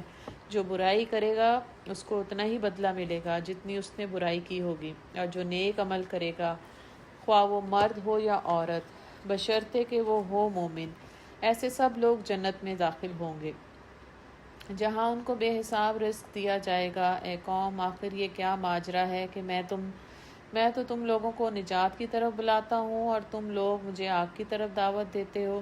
تم مجھے اس بات کی دعوت دیتے ہو کہ میں اللہ سے کفر کروں اور اس کے ساتھ ان ہستیوں کو شریک ٹھہراؤں جنہیں میں نہیں جانتا، حالانکہ میں تمہیں اس زبردست مغفرت کرنے والے خدا کی طرف بلا رہا ہوں۔ نہیں، حق یہ ہے اور اس کے خلاف نہیں ہو سکتا کہ جس کی طرف تم مجھے بلا رہے ہو، ان کے لیے نہ دنیا میں کوئی دعوت ہے نہ آخرت میں، اور ہم سب کو پلٹنا اللہ ہی کی طرف ہے، اور حد سے گزرنے والے آگ میں جانے والے ہیں۔ فَسَتَذَكَّرُونَ مَا أَقُولُ لَكُمْ، آج جو کچھ میں کہہ رہا ہوں ان قریب وہ وقت آئے گا جب تم اسے یاد کرو گے، اور اپنا معاملہ میں اللہ کے سپرد کرتا ہوں۔ وَأُفَوِّضُ أَمْرِي إِلَى اللَّهِ إِنَّ اللَّهَ بَصِيرٌ بِالْعِبَادِ، اور اپنا معاملہ میں اللہ کے سپرد کرتا ہوں، وہ اپنے بندوں کا نگہبان ہے۔ فَوَقَاهُ اللَّهُ سَيِّئَاتِ مَا مَكَرُوا وَحَاقَ بِآلِ فِرْعَوْنَ سُوءُ الْعَذَابِ، آخر کار ان لوگوں نے جو بری سے بری چالیں اس مومن کے خلاف چلی، اللہ نے ان سب سے ان کو بچا لیا، اور فرعون کے ساتھی بدترین عذاب کے پھیر میں آ گئے۔ دوزخ کی آگ ہے جس کے سامنے صبح و شام وہ پیش کیے جاتے ہیں، اور جب قیامت کی گھڑی آ جائے گی تو حکم ہوگا کہ آل فرعون کو شدید تر عذاب میں داخل کرو۔ پھر ذرا خیال کرو اس وقت کا جب یہ لوگ دوزخ میں ایک دوسرے سے جھگڑ رہے ہوں گے۔ دنیا میں جو کمزور تھے وہ بڑے بننے والوں سے کہیں گے کہ ہم تمہارے تابع تھے، اب کیا یہاں تم نار جہنم کی تکلیف کے کچھ حصے سے ہم کو بچا لو گے؟ وہ بڑے بننے والے جواب دیں گے، ہم سب یہاں ایک حال میں ہیں اور اللہ بندوں کے درمیان فیصلہ کر چکا ہے۔ پھر یہ دوزخ میں پڑے ہوئے لوگ جہنم کے اہل کاروں سے کہیں گے، اپنے رب سے دعا کرو کہ ہمارے عذاب میں بس ایک دن کی تخفیف کر دے۔ وہ پوچھیں گے، کیا تمہارے پاس تمہارے رسول بینات لے کر نہیں آتے تھے؟ وہ کہیں گے ہاں۔ جہنم کے اہلکار بولیں گے، پھر تو تم ہی دعا کرو، اور کافروں کی دعا حقارت ہی جانے والی ہے۔ اِنَّا لَنَنصُرُ رُسُلَنَا وَالَّذِينَ آمَنُوا فِي الْحَيَاةِ الدُّنْيَا وَيَوْمَ يَقُومُ الْأَشْهَادُ، یقین جانو کہ ہم اپنے رسولوں اور ایمان لانے والوں کی مدد اس دنیا کی زندگی میں بھی لازماً کرتے ہیں، اور اس روز بھی کریں گے جب گواہ کھڑے ہوں گے، جب ظالموں کو ان کی معذرت کچھ بھی فائدہ نہیں دے گی اور ان پر لعنت پڑے گی، اور بدترین ٹھکانہ ان کے حصے میں آئے گا۔ وَلَقَدْ آتَيْنَا مُوسَى الْهُدَىٰ وَأَوْرَثْنَا بَنِي إِسْرَائِيلَ الْكِتَابَ، آخر دیکھ لو کہ موسیٰ علیہ السلام کی ہم نے رہنمائی کی اور بنی اسرائیل کو اس کتاب کا وارث بنا دیا، جو حق و دانش رکھنے والوں کے لیے ہدایت اور نصیحت ہے۔ فَاصْبِرْ إِنَّ وَعْدَ اللَّهِ حَقٌّ وَاسْتَغْفِرْ لِذَنبِكَ وَسَبِّحْ بِحَمْدِ رَبِّكَ بِالْعَشِيِّ وَالْإِبْكَارِ، پس اے نبی صبر کرو، اللہ کا وعدہ برحق ہے، اپنے قصور کی معافی چاہو اور صبح شام اپنے رب کی حمد کے ساتھ اس کی تسبیح کرتے رہو۔ حقیقت یہ ہے کہ جو لوگ کسی سند و حجت کے بغیر جو ان کے پاس آئی ہو اللہ کی آیات میں جھگڑے کر رہے ہیں، ان کے دلوں میں کبر بھرا ہوا ہے، مگر وہ اس بڑائی کو پہنچنے والے نہیں جس کا وہ گھمنڈ رکھتے ہیں۔ بس اللہ کی پناہ مانگ لو، انہ هو السمیع البصیر، وہ سب کچھ دیکھتا اور سنتا ہے۔ آسمانوں اور زمین کا پیدا کرنا انسانوں کو پیدا کرنے کی بنسبت یقیناً زیادہ بڑا کام ہے، مگر اکثر لوگ جانتے نہیں ہیں۔ وما یستوی الاعمی والبصیر، اور نہیں ہو سکتا کہ اندھا اور بینا یکساں ہو جائیں، اور ایماندار و صالح اور بدکار برابر ٹھہرے، مگر تم لوگ کم ہی کچھ سمجھتے ہو۔ یقیناً قیامت کی گھڑی آنے والی ہے، اس کے آنے میں کوئی شک نہیں، مگر اکثر لوگ نہیں مانتے۔ وقال ربکم ادعونی استجب لکم ان الذین یستکبرون عن عبادتی سیدخلون جہنم داخرین۔ تمہارا رب کہتا ہے مجھے پکارو، میں تمہاری دعائیں قبول کروں گا۔ جو لوگ گھمنڈ میں آ کر میری عبادت سے منہ موڑتے ہیں، ضرور وہ ذلیل و خوار ہو کر جہنم میں داخل ہوں گے۔ اللہ حکم دے رہا ہے کہ مجھے پکارا کرو، دعا کا حکم دے رہا ہے اللہ تعالیٰ، اور دعا کرنے والوں سے دعاؤں کی قبولیت کا وعدہ کر رہا ہے۔ گویا دعا حکم خدا بندی ہے، دعا کی تکمیل وعدہ ربانی ہے۔ ان دونوں باتوں کے بعد اللہ تعالیٰ تنبیہ کر رہا ہے کہ جو میری عبادت سے منہ موڑے گا، میں ان کو جہنم میں ذلیل و خوار کر کے داخل کروں گا۔ یہاں عبادتی سے مراد دعا ہے۔ گویا دعا نہ کرنے والے کو اللہ قیامت کے دن کی ذلت اور رسوائی کی وعید سنا رہا ہے۔ دعا حکم خدا بندی ہے، دعا کے سننے کا وعدہ ربانی ہے، اور دعا نہ کرنے والوں کے لیے جہنم کی وعید ہے۔ دعا افضل عبادت ہے، دعا عبادات کا مغز ہے۔ حدیث میں ہے کہ حضرت ابو ہریرہ سے مروی کہ رسول اللہ صلی اللہ علیہ وسلم نے فرمایا، اللہ کے نزدیک دعا سے زیادہ عظمت والا کوئی عمل نہیں۔ ترمذی کی روایت ہے۔ اس کے لیے اللہ کہتا ہے کہ مجھے پکارو۔ دعا وہ چیز ہے جو مانگنے سے رحیم راضی ہوتا ہے اور نہ مانگنے سے رحمان روٹھ جاتا ہے۔ حدیث میں آپ صلی اللہ علیہ وسلم نے فرمایا کہ تمہارا رب بڑا حیا کرنے والا ہے اور سخی ہے۔ جب بندہ اس کے حضور ہاتھ اٹھاتا ہے تو انہیں خالی ہاتھ لوٹاتے ہوئے اسے شرم آتی ہے۔ ابن ماجہ میں دعا کیسے مانگنی چاہیے؟ نمبر 1 کہ دعا صرف اللہ سے ہی مانگنی جائے گی۔ کسی ولی اللہ، کسی قبر والے، کسی پیر، کسی صحابی، کسی نبی کا نام لے کر بھی نہیں پکارا جائے گا۔ لہو دعوت الحق، پکارنا اسی کا حق ہے۔ دعا کا ادب، اللہ کی حمد و ثنا، اس کی پاکی بیان کرنا۔ دعا عاجزی اور انکساری سے مانگی جائے گی، تکبر سے نہیں۔ دعا گڑ گڑا کر مانگی جائے گی، رو رو کر مانگی جائے گی، غافل دل سے دعا نہیں مانگی جائے گی۔ دعا قبلہ رو ہو کر بھی کی جا سکتی ہے، لیکن بغیر ہاتھ اٹھائے، بغیر قبلہ رو ہوئے، چلتے پھرتے بھی مانگی جا سکتی ہے، اٹھتے بیٹھتے لیٹے بھی کی جا سکتی ہے۔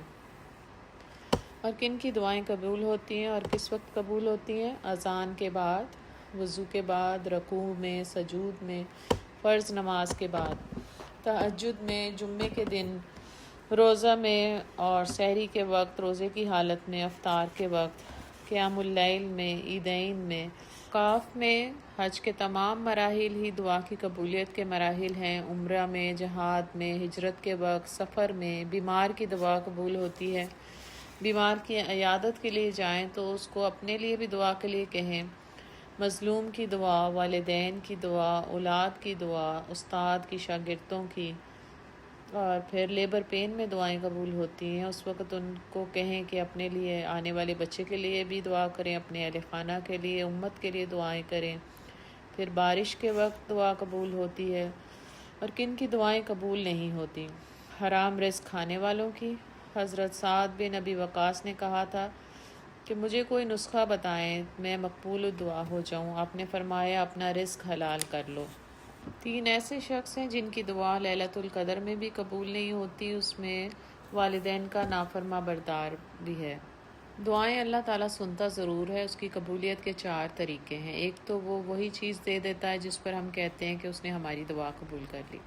دوسرا یہ کہ ہم مانگ کچھ رہے ہوتے ہیں اور اس عالم الغیب کو پتہ ہے اور وہ کچھ اور دے دیتا ہے۔ تیسرا یہ کہ مانگنے والا ایک چیز مانگتا ہے، عالم الغیب کو پتہ ہے کہ آفت آنے والی، اس دعا کے بدلے وہ اس تکلیف کو دور کر دیتا ہے۔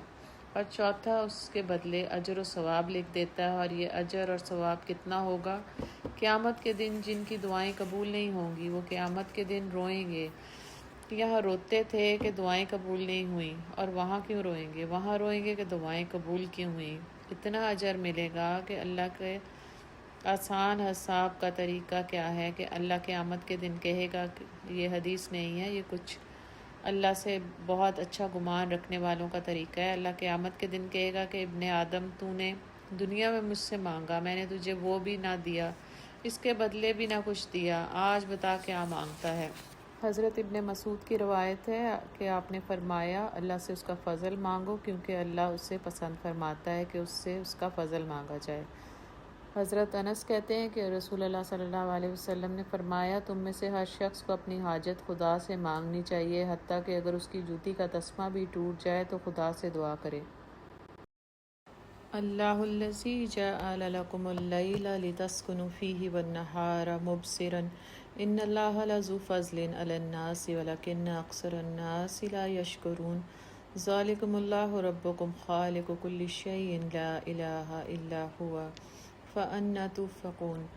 وہ اللہ ہی تو ہے جس نے تمہارے لیے رات بنائی تاکہ تم اس میں سکون حاصل کرو اور دن کو روشن کیا۔ حقیقت یہ ہے کہ اللہ لوگوں پر بڑا فضل فرمانے والا ہے، مگر اکثر لوگ شکر ادا نہیں کرتے۔ وہی اللہ جس نے تمہارے لیے یہ سب کچھ کیا ہے، تمہارا رب ہے، ہر چیز کا خالق ہے، اس کے سوا کوئی معبود نہیں۔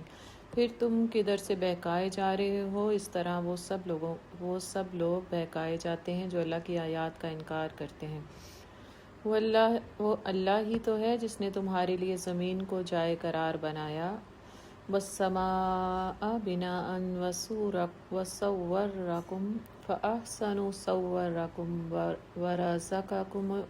وَرَزَقَكُم مِّنَ الطَّيِّبَاتِ، اور اوپر آسمان کا گنبد بنایا جس نے تمہاری صورت بنائی اور بڑی ہی عمدہ بنائی، جس نے تمہیں پاکیزہ چیزوں کا رزق دیا، یعنی تمہارے پیدا کرنے سے پہلے تمہارے لیے اس جگہ کو پرامن بنایا، تمہیں پیدا کیا اور تمہارا جسم مضبوط بنایا، تمہیں بہترین اعضاء عطا کیے، ہاتھ، پاؤں، آنکھ، ناک، کان، بولتی زبان، بہترین صلاحیتیں عطا کیں، دل، دماغ عطا کیا، اور یہ تمہارے ماں باپ نے نہیں بنایا، نہ کسی نبی نے، نہ کسی دیوتا نے، یہ کسی کی قدرت نہیں۔ وہی اللہ تعالیٰ ہے جو تمہارا رب بھی ہے، تمہاری بہترین صورتیں بنانے والا ہے، تمہیں پاکیزہ رزق عطا کرتا ہے، تمہارے جسم کی پرورش اور نشو و نما کے لیے پانی، غلہ، ترکاری، پھل، دودھ، شہد، بے پناہ چیزیں، نعمتیں عطا کی، رزق کا انتظام کیا۔ یہ تمہارا رب ہے، اس کی عبادت کرو، اس کے ساتھ کسی کو شریک نہ کرو۔ وہ بے حساب برکتوں والا ہے، وہ کائنات کا رب ہے، وہی زندہ ہے، اس کے سوا کوئی معبود نہیں، اسی کو تم پکارو، اپنے دین کو اس کے لیے خالص کر کے۔ ساری تعریف رب العالمین کے لیے ہے۔ اللہ تعالیٰ بار بار پچھلی آیتوں سے اخلاص کی بات کر رہے ہیں۔ خالص اللہ کی اطاعت کرو اور پورے خلوص سے اس کی اطاعت کرو۔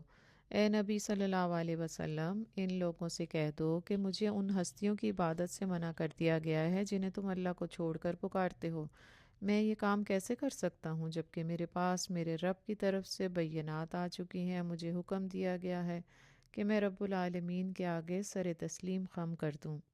وہی تو ہے جس نے تم کو مٹی سے پیدا کیا، پھر نطفے سے، پھر خون کے لوتھڑے سے، پھر وہ تمہیں بچے کی شکل میں نکالتا ہے، پھر تمہیں بڑھاتا ہے تاکہ تم اپنی پوری طاقت اور قوت کو پہنچ جاؤ، اور پھر بڑھاتا ہے تاکہ تم بڑھاپے کو پہنچو، اور تم میں سے کوئی پہلے ہی واپس بلا لیا جاتا ہے۔ یہ سب کچھ اسی لیے کیا جاتا ہے تاکہ تم اپنے مقررہ وقت تک پہنچ جاؤ، یعنی کہ تمہیں موت آئے یا قیامت کا وقت، جبکہ تمام انسانوں کو دوبارہ اٹھا کر اپنے رب کے حاضر ہونا ہے۔ ہر ایک کی واپسی کے لیے وقت مقرر ہے، ہر ایک کو اللہ کے آگے حاضر ہونا ہے، جواب دہی کرنی ہے۔ یہ سب کچھ اس لیے کیا جاتا ہے تاکہ تم اپنے مقررہ وقت تک پہنچ جاؤ، اور اس لیے کہ تم حقیقت کو سمجھو۔ وہی ہے زندگی دینے والا اور وہی موت دینے والا ہے۔ وہ جس بات کا فیصلہ کر لیتا ہے، فَإِذَا قَضَىٰ أَمْرًا فَإِنَّمَا يَقُولُ لَهُ كُن فَيَكُونُ، تو بس ایک حکم دیتا ہے کہ ہو جا تو وہ ہو جاتا ہے۔ تم نے دیکھا ان لوگوں کو جو اللہ کی آیات میں جھگڑتے ہیں، کہاں سے وہ پھر پھیرائے جا رہے ہیں۔ یہ لوگ جو اس کتاب کو اور اس ساری کتابوں کو جھٹلاتے ہیں جو ہم نے اپنے رسولوں کے ساتھ بھیجی ہیں، ان قریب انہیں معلوم ہو جائے گا جب طوق ان کی گردنوں میں ہوں گے، اور زنجیریں جن سے پکڑ کر وہ کھولتے ہوئے پانی کی طرف کھینچے جائیں گے۔ استغفر اللہ ربی من کل ذنب واتوب الیہ، اور پھر دوزخ کی آگ میں جھونک دیے جائیں گے۔ اللہم اجرنا من النار۔ پھر ان سے پوچھا جائے گا کہ اب کہاں ہیں اللہ کے سوا وہ دوسرے خدا جن کو تم شریک کرتے ہو؟ شرک جو ہے وہ باطل پرستی پر وہ اتراتے تھے، شرک کرتے تھے اللہ تعالیٰ کے ساتھ۔ کیوں؟ کیونکہ شیطان ان کو بہکا رہا تھا، گمراہی کے گھڑے میں وہ گرتے جا رہے تھے۔ وہ جواب دیں گے کہ کھو گئے وہ ہم سے، بلکہ ہم اس سے پہلے کسی چیز کو نہیں پکارتے تھے۔ اس طرح اللہ کافروں کا گمراہ ہونا محقق کر دے گا۔ ان سے کہا جائے گا یہ تمہارا انجام اس لیے ہوا کہ تم زمین میں غیر حق پر مگن تھے اور پھر اس پر اتراتے تھے۔ اب جاؤ، جہنم کے دروازوں میں داخل ہو جاؤ، ہمیشہ تم کو اس میں رہنا ہے۔ بہت برا ٹھکانہ ہے متکبرین کا۔ بس اے نبی صلی اللہ علیہ وسلم صبر کرو، اللہ کا وعدہ برحق ہے۔ اب خواہ ہم تمہارے سامنے ہی ان کو ان کے برے نتائج کا کوئی حصہ دکھا دیں جن سے ہم انہیں ڈرا رہے ہیں، یا اس سے پہلے تمہیں دنیا سے اٹھا لیں، پلٹ کر آنا تو انہیں ہماری ہی طرف ہے۔ دھوکہ ہے، ایک فریب ہے منزل کا سفر، سچ پوچھئے تو سارا سفر واپسی کا ہے۔ اے نبی صلی اللہ علیہ وسلم، تم سے پہلے ہم بہت سے رسول بھیج چکے، جن میں سے بعض کے حالات ہم نے تم کو بتا دیے اور بعض کے نہیں بتائے۔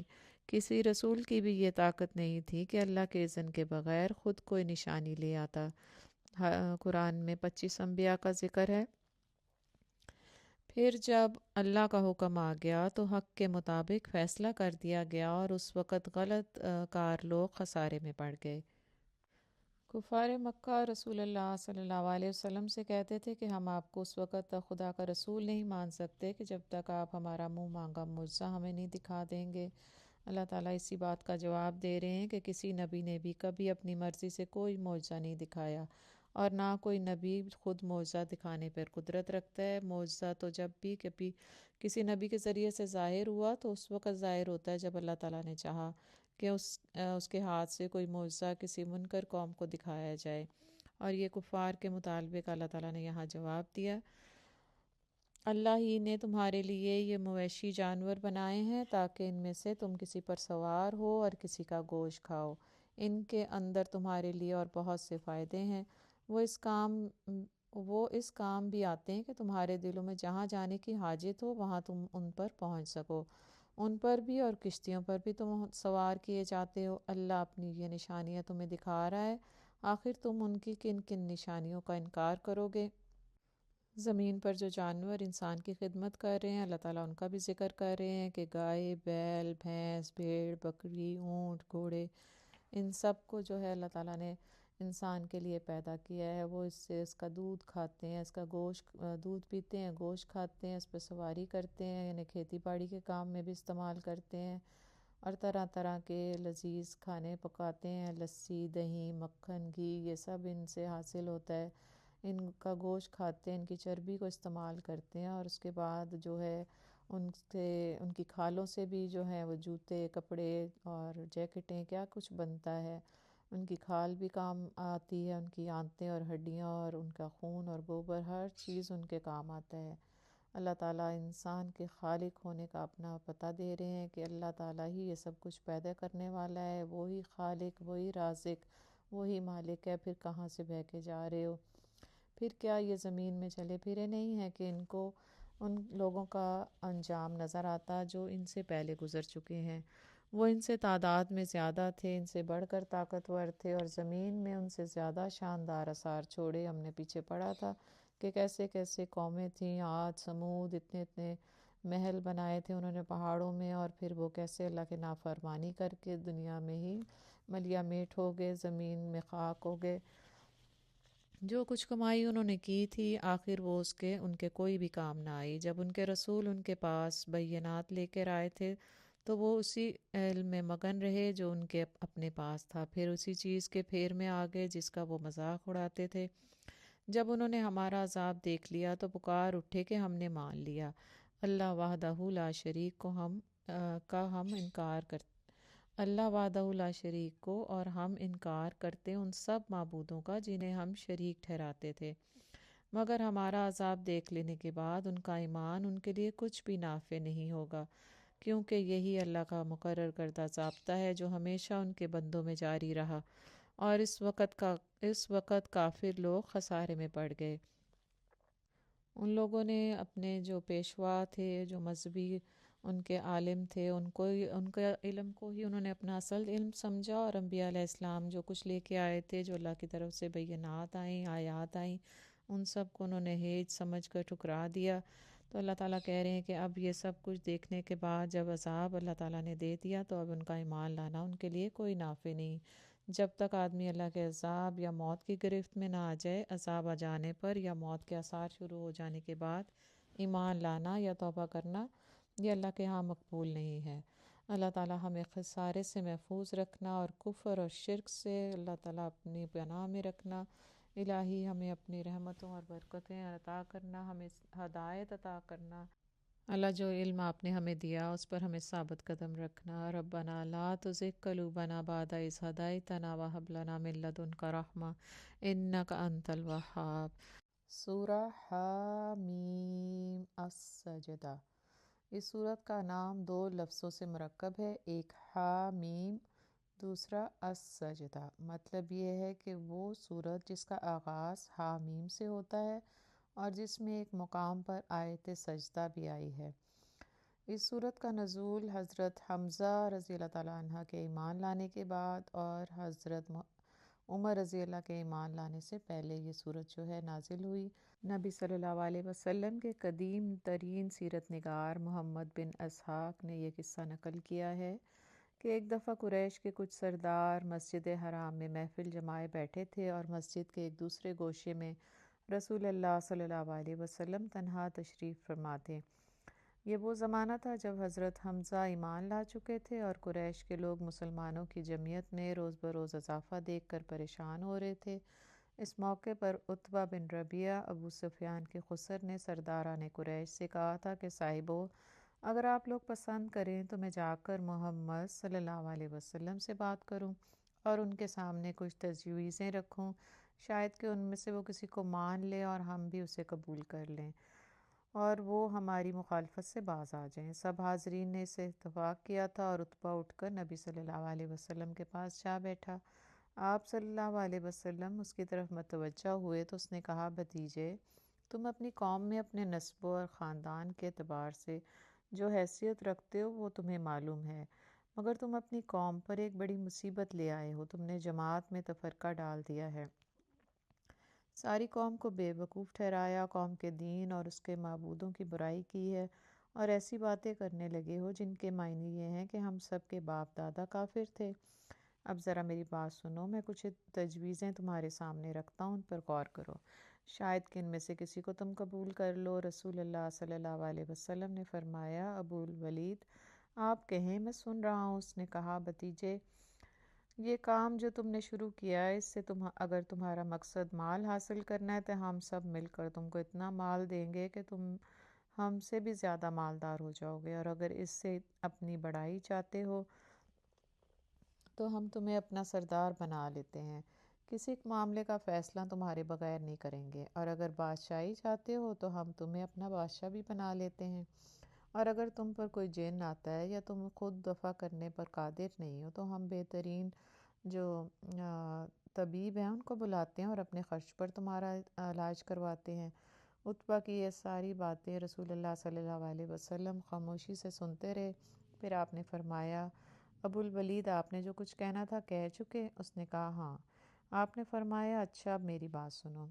اس کے بعد آپ صلی اللہ علیہ وسلم نے بسم اللہ الرحمن الرحیم پڑھ کر اسی سورت کی تلاوت شروع کر دی اور عتبہ اپنے دونوں ہاتھ پیچھے زمین پر ٹیکے غور سے سنتا رہا۔ آیت سجدہ یعنی آیت نمبر 38 پر پہنچ کر آپ صلی اللہ علیہ وسلم نے سجدہ کیا، پھر سر اٹھا کر فرمایا، اے ابو الولید، میرا جواب آپ نے سن لیا، اب آپ جانیں اور آپ کا کام۔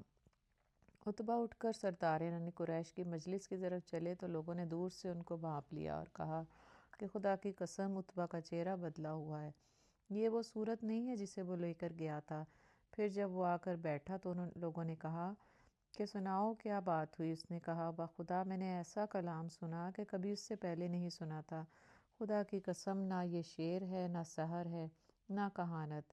اے سرداران قریش، میری بات مانو اور اس شخص کو اس کے حال پر چھوڑ دو، میں سمجھتا ہوں کہ یہ کلام کچھ رنگ لا کر رہے گا۔ فرض کرو اگر عرب اس پر غالب آ گئے تو اپنے بھائی کے خلاف ہاتھ اٹھانے سے تم بچ جاؤ گے اور دوسرے اس سے نمٹ لیں گے، لیکن اگر وہ عرب پر غالب آ گیا تو اس کی بادشاہی تمہاری بادشاہی اور اس کی عزت تمہاری عزت ہوگی۔ سرداران قریش اس کی یہ بات سنتے ہی بول اٹھے، ولید کے ابا، آخر اس کا جادو تم پر بھی چل گیا۔ عتبہ نے کہا، میری رائے جو تھی وہ میں نے تمہیں بتا دی، اب جو تمہارا دل چاہے وہ کرو۔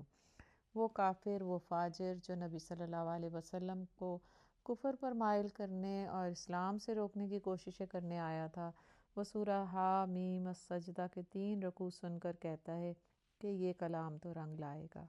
ہم نے آج کتنا ہی قرآن سن لیا، کتنے سپارے، آج ہم 24ویں سپارے پہ ہیں۔ آج لوگ رمضان میں دھڑا دھڑ قرآن پڑھ رہے ہوتے ہیں، تو ہم کیوں یہ نہیں سمجھتے کہ یہ قرآن رنگ لائے گا؟ یہ قرآن جو 23 سالہ زندگی میں نبی صلی اللہ علیہ وسلم نے وہ جو 4 نکاتی طریقہ ہم نے پیچھے پڑھا سورہ البقرہ میں، یتلو علیکم آیاتی کا ویعلم الکتاب والحکمۃ ویزکیہم، آپ صلی اللہ علیہ وسلم نے جب ایک جماعت بن کر یہ 4 نکاتی کام کیا تھا تو یہ کلام رنگ لایا تھا۔ آج ہم بھی وہ 4 نکاتی طریقہ اگر اپنائیں گے تو یہ رنگ ضرور لائے گا۔ اس کا رنگ گھروں کو، معاشرے کو، گلی کوچوں کو صبغۃ اللہ کے رنگ میں بدل دے گا۔ تبدیلی آ سکتی ہے، اور تبدیلی صرف اسی کلام کے ذریعے آ سکتی ہے۔ جب کلام کو اپنا نظام حکومت، کلام کو اپنا آئین بنائیں گے تو تبدیلی ضرور آئے گی۔ اللہ ہمیں اس کلام کی حقیقت کو سمجھنے والا بنا دے، اس کے ڈوز اور ڈونٹس پر ہمیں عمل کرنے والا بنا، اس کے ذریعے سے ہمیں مومن بنا، ہمارے بچوں کو متقیوں کا امام بنا، ہمیں جنت کا حقدار بنا۔ آمین یا رب العالمین۔ بسم اللہ الرحمن الرحیم۔ حامیم تنزیل من الرحمن الرحیم، کتاب فصلت آیاتہ قرآنا عربیا لقوم یعلمون۔ حامیم، یہ خدائے رحمان اور رحیم کی طرف سے نازل کردہ چیز ہے، ایک ایسی کتاب جس کی آیات کھول کر بیان کر دی گئیں۔ عربی زبان کا قرآن ان لوگوں کے لیے جو علم رکھتے ہیں، بشارت دینے والا اور ڈرانے والا ہے، مگر ان لوگوں میں سے اکثر نے اس سے روگردانی کی اور وہ سن کر نہیں دیتے۔ کہتے ہیں جس چیز کی طرف تم ہمیں بلا رہے ہو اس کے لیے ہمارے دلوں پر غلاف چڑھے ہوئے ہیں، ہمارے کان بہرے ہو گئے ہیں، اور تمہارے درمیان ایک حجاب حائل ہو گیا ہے۔ تو اپنا کام کر، ہم اپنا کام کیے جائیں گے۔ اے نبی صلی اللہ علیہ وسلم، ان سے کہو، قل انما انا بشر، میں تو ایک بشر ہوں، مثلکم یوحیٰ، تم جیسا ہی، مثلکم یوحیٰ الی انما الہکم الہ واحد، مجھے وحی کے ذریعے سے بتایا جاتا ہے کہ تمہارا خدا تو بس ایک ہی خدا ہے، لہٰذا تم سیدھے اسی کا رخ اختیار کرو اور اس سے معافی چاہو۔ تباہی ہے ان مشرکوں کے لیے جو زکوٰۃ نہیں دیتے اور آخرت کے منکر ہیں۔ محمد صلی اللہ علیہ وسلم کی زبان سے اللہ تعالیٰ یہ اناؤنسمنٹ کروا رہے ہیں کہ آپ ان سے کہہ دیں کہ میں تم جیسا ہی ایک بشر ہوں۔ فرق کیا ہے عام بشر اور نبی میں؟ یہ کہ نبی صلی اللہ علیہ وسلم یعنی نبیوں کی طرف بھی وحی کی جاتی تھی، اللہ تعالیٰ اپنی وحی کے ذریعے ان کو سب کچھ بتاتے تھے کہ تمہارا اللہ ایک ہے، اور وہ لوگوں کو بتا رہے ہیں کہ تمہارا اللہ ایک ہے، تو پھر تم کیا کرو؟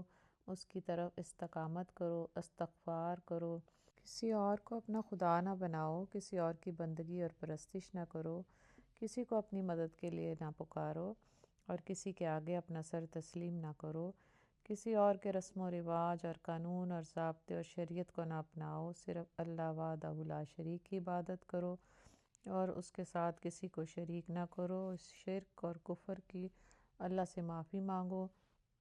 تباہی ہے ان مشرکین کے لیے جو پاکیزگی اختیار نہیں کرتے، جو اپنے مال کو اللہ کی خاطر خرچ نہیں کرتے، جو اللہ کے ساتھ شرک کرتے ہیں اور زکوٰۃ نہیں دیتے، نہ اللہ کا حق ادا کرتے ہیں، نہ اللہ کے بندوں کا حق ادا کرتے ہیں۔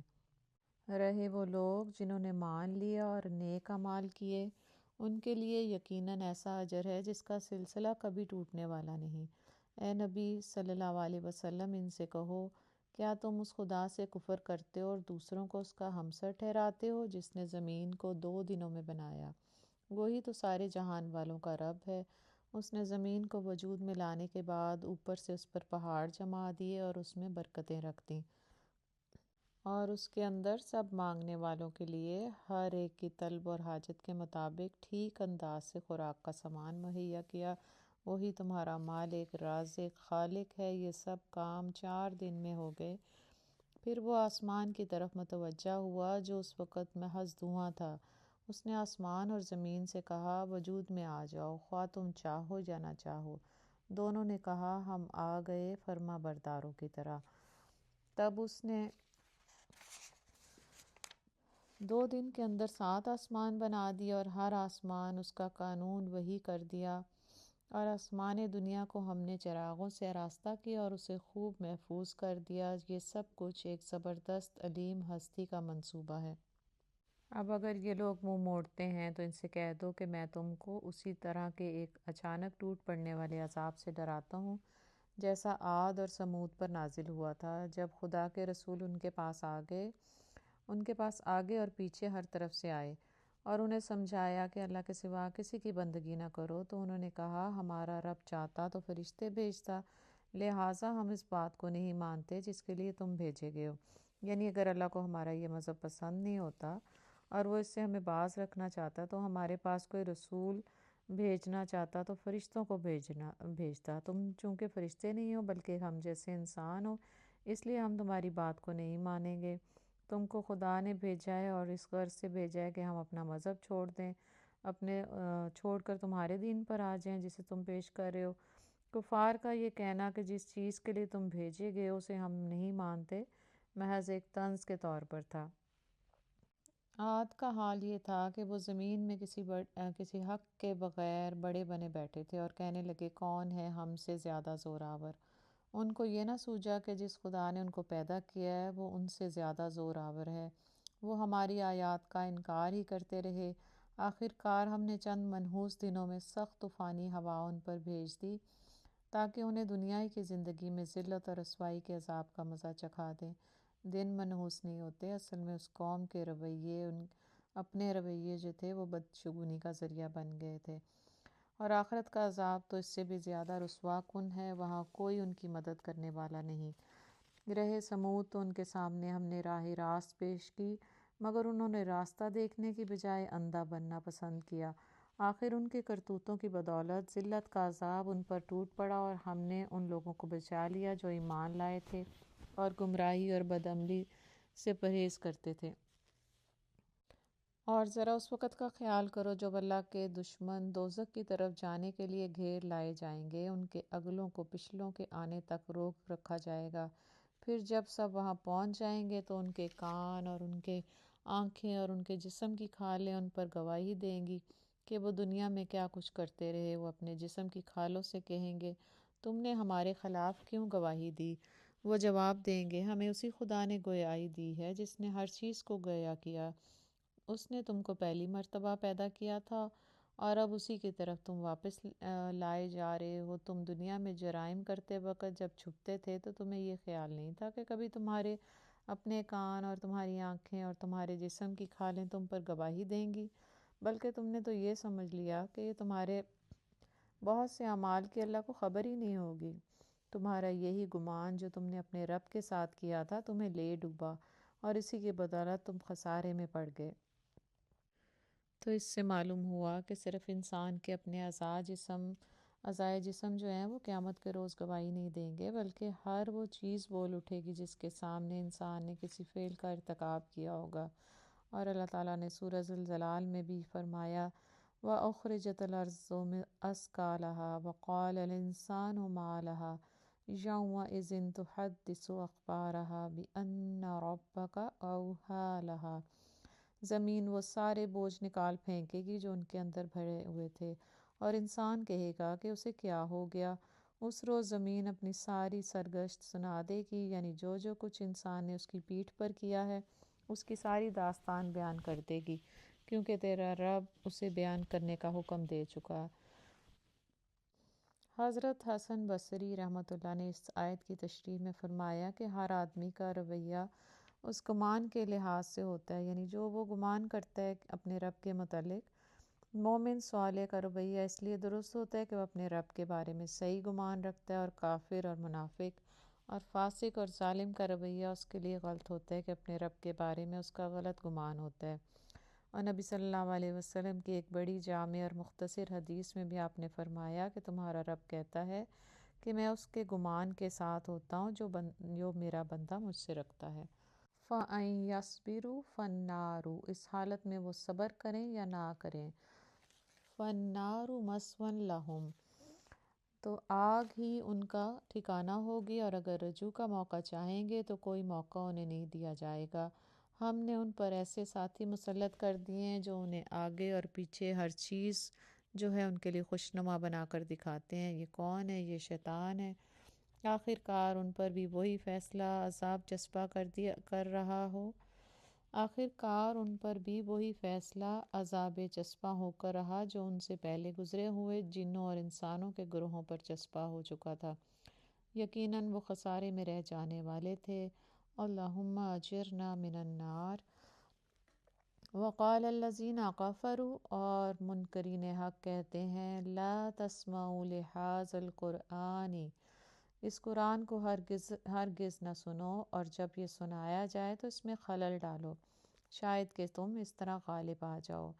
نبی صلی اللہ علیہ وسلم کی زندگی میں کافروں کا قرآن کے خلاف ایک سازش اور ایک ایجنڈا یہ تھا کہ مشرکین مکہ کا قرآن کے خلاف جو ایجنڈا تھا کہ وہ چاہتے تھے کہ قرآن سننے کے درمیان رکاوٹیں ڈالی جائیں۔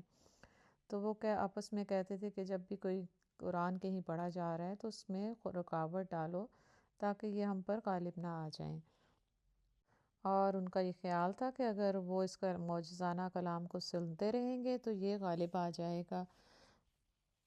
اصل میں وہ قرآن کی حقیقت کو سمجھ چکے تھے، لیکن اپنی ضد، ڈٹائی اور انانیت کی وجہ سے ایمان سے محروم تھے۔ اللہ ہمیں اپنے رویوں میں ایسے رویوں کو نکالنے کی توفیق عطا فرما۔ اسلام اور قرآن کے غلبے کو روکنے کے لیے وہ سماعت قرآن کو روکتے تھے۔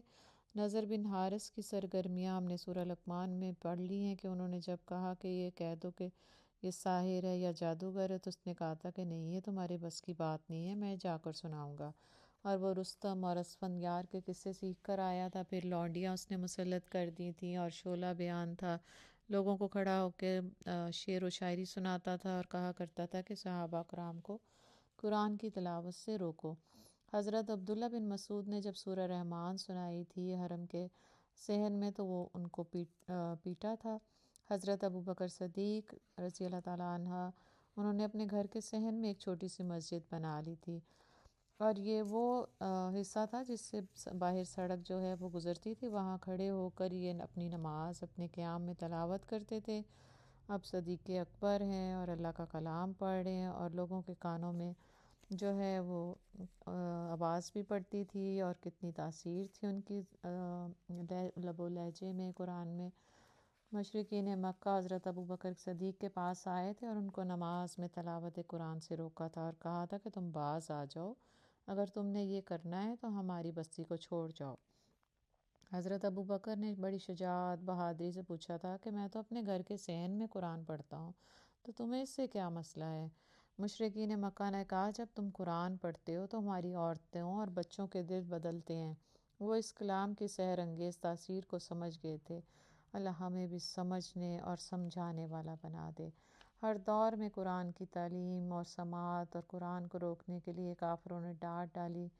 1917 میں انگریز حکومت اور مسلم لیگ کی تحریک نے بھی یہی کام اس کا بیڑا اٹھایا تھا، اور جب کہا گیا تھا کہ پاکستان کا مطلب کیا، تو اس تحریک کو دیکھ رہے تھے لوگ، اور انگریزوں کو یہ بات سمجھ آ گئی تھی کہ اب وہ ہندوستان کے اوپر غالب نہیں رہیں گے، تو انہوں نے اپنی اگلی سازشیں شروع کر دیں۔ پھیلتے ہوئے اسلام کو دیکھ کر برٹش پارلیمنٹ میں ان کے ایک جو پارلیمنٹیرین تھے لارڈ گلیڈسٹون، برٹش نے قرآن کو اپنے ہاتھ میں لے کر اعلان کیا تھا کہ اگر تم مسلمانوں پر غلبہ چاہتے ہو تو انہیں اس قرآن سے روکو۔ تو آج تک یہود ہندو نصارہ سب کی یہی کوششیں ہیں نا کہ ہمارے مدارس جو ہیں ان میں قرآن نہ پڑھا جائے، نہ سنا جائے، بچوں کو اس سے دور رکھا جائے۔ ہمارے دین کے داعیوں کو پکڑ پکڑ کر قید کرتے ہیں کیونکہ وہ قرآن کی تبلیغ سے خائف ہیں، کہتے ہیں کہ قرآن پڑھاؤ گے تو ٹیررسٹ بن جائیں گے۔ ان کافروں کو ہم سخت عذاب کا مزہ چکھا کر رہیں گے، اور جو بدترین حرکات یہ کرتے رہے ہیں ان کا پورا پورا بدلہ انہیں دیں گے۔ وہ دوزخ ہے جو اللہ کے دشمنوں کو بدلے میں ملے گی، اسی میں ہمیشہ ہمیشہ کے لیے ان کا گھر ہوگا۔ اللہم لا تجلنا منہم، اللہم اجرنا من النار۔ یہ ہے سزا اس جرم کی کہ وہ ہماری آیات کا انکار کرتے رہے۔ وہاں یہ کافر کہیں گے کہ اے ہمارے رب، ذرا ہمیں دکھا دے ان جنوں اور انسانوں کو جنہوں نے ہمیں گمراہ کیا تھا، ہم انہیں پاؤں تلے رون ڈالیں گے تاکہ وہ خوب ذلیل و خوار ہو جائیں۔ ان الذین قالوا ربنا اللہ ثم استقاموا تتنزل علیہم الملائکۃ الا تخافوا ولا تحزنوا وابشروا بالجنۃ التی کنتم توعدون۔ جن لوگوں نے کہا کہ اللہ ہمارا رب ہے اور پھر وہ اس پر ثابت قدم رہے، یقیناً ان پر فرشتے نازل ہوتے ہیں اور ان سے کہتے ہیں کہ نہ ڈرو نہ غم کرو اور خوش ہو جاؤ اس جنت کی بشارت سے جس کا تم سے وعدہ کیا جا رہا ہے۔ وہ لوگ جو کیا کہتے ہیں، ربنا اللہ، اللہ کو اپنا رب مانتے ہیں اور اللہ کی مانتے ہیں، پھر جب تکلیفیں آتی ہیں تو کیا کرتے ہیں، کیونکہ آزمائش تو شرط ہے، ہم نے پیچھے پڑھا ہے، وَلَنَبْلُوَنَّكُمْ کہ اللہ تعالیٰ کہہ رہے ہیں کہ میں تمہیں ضرور بضرور آزماؤں گا۔ یہ نہیں کہ تم آمنا آمنا کہتے ہوئے چلے جاؤ گے، تم پر آزمائشیں آئیں گی۔ اور ربنا اللہ کہنے کے بعد کیا ہے کہ جب آزمائشیں آئیں تو پھر کیا کرنا ہے، ثم استقاموا، یعنی کہ ڈٹ جانا ہے، صبر کرنا ہے، پینک نہیں ہونا۔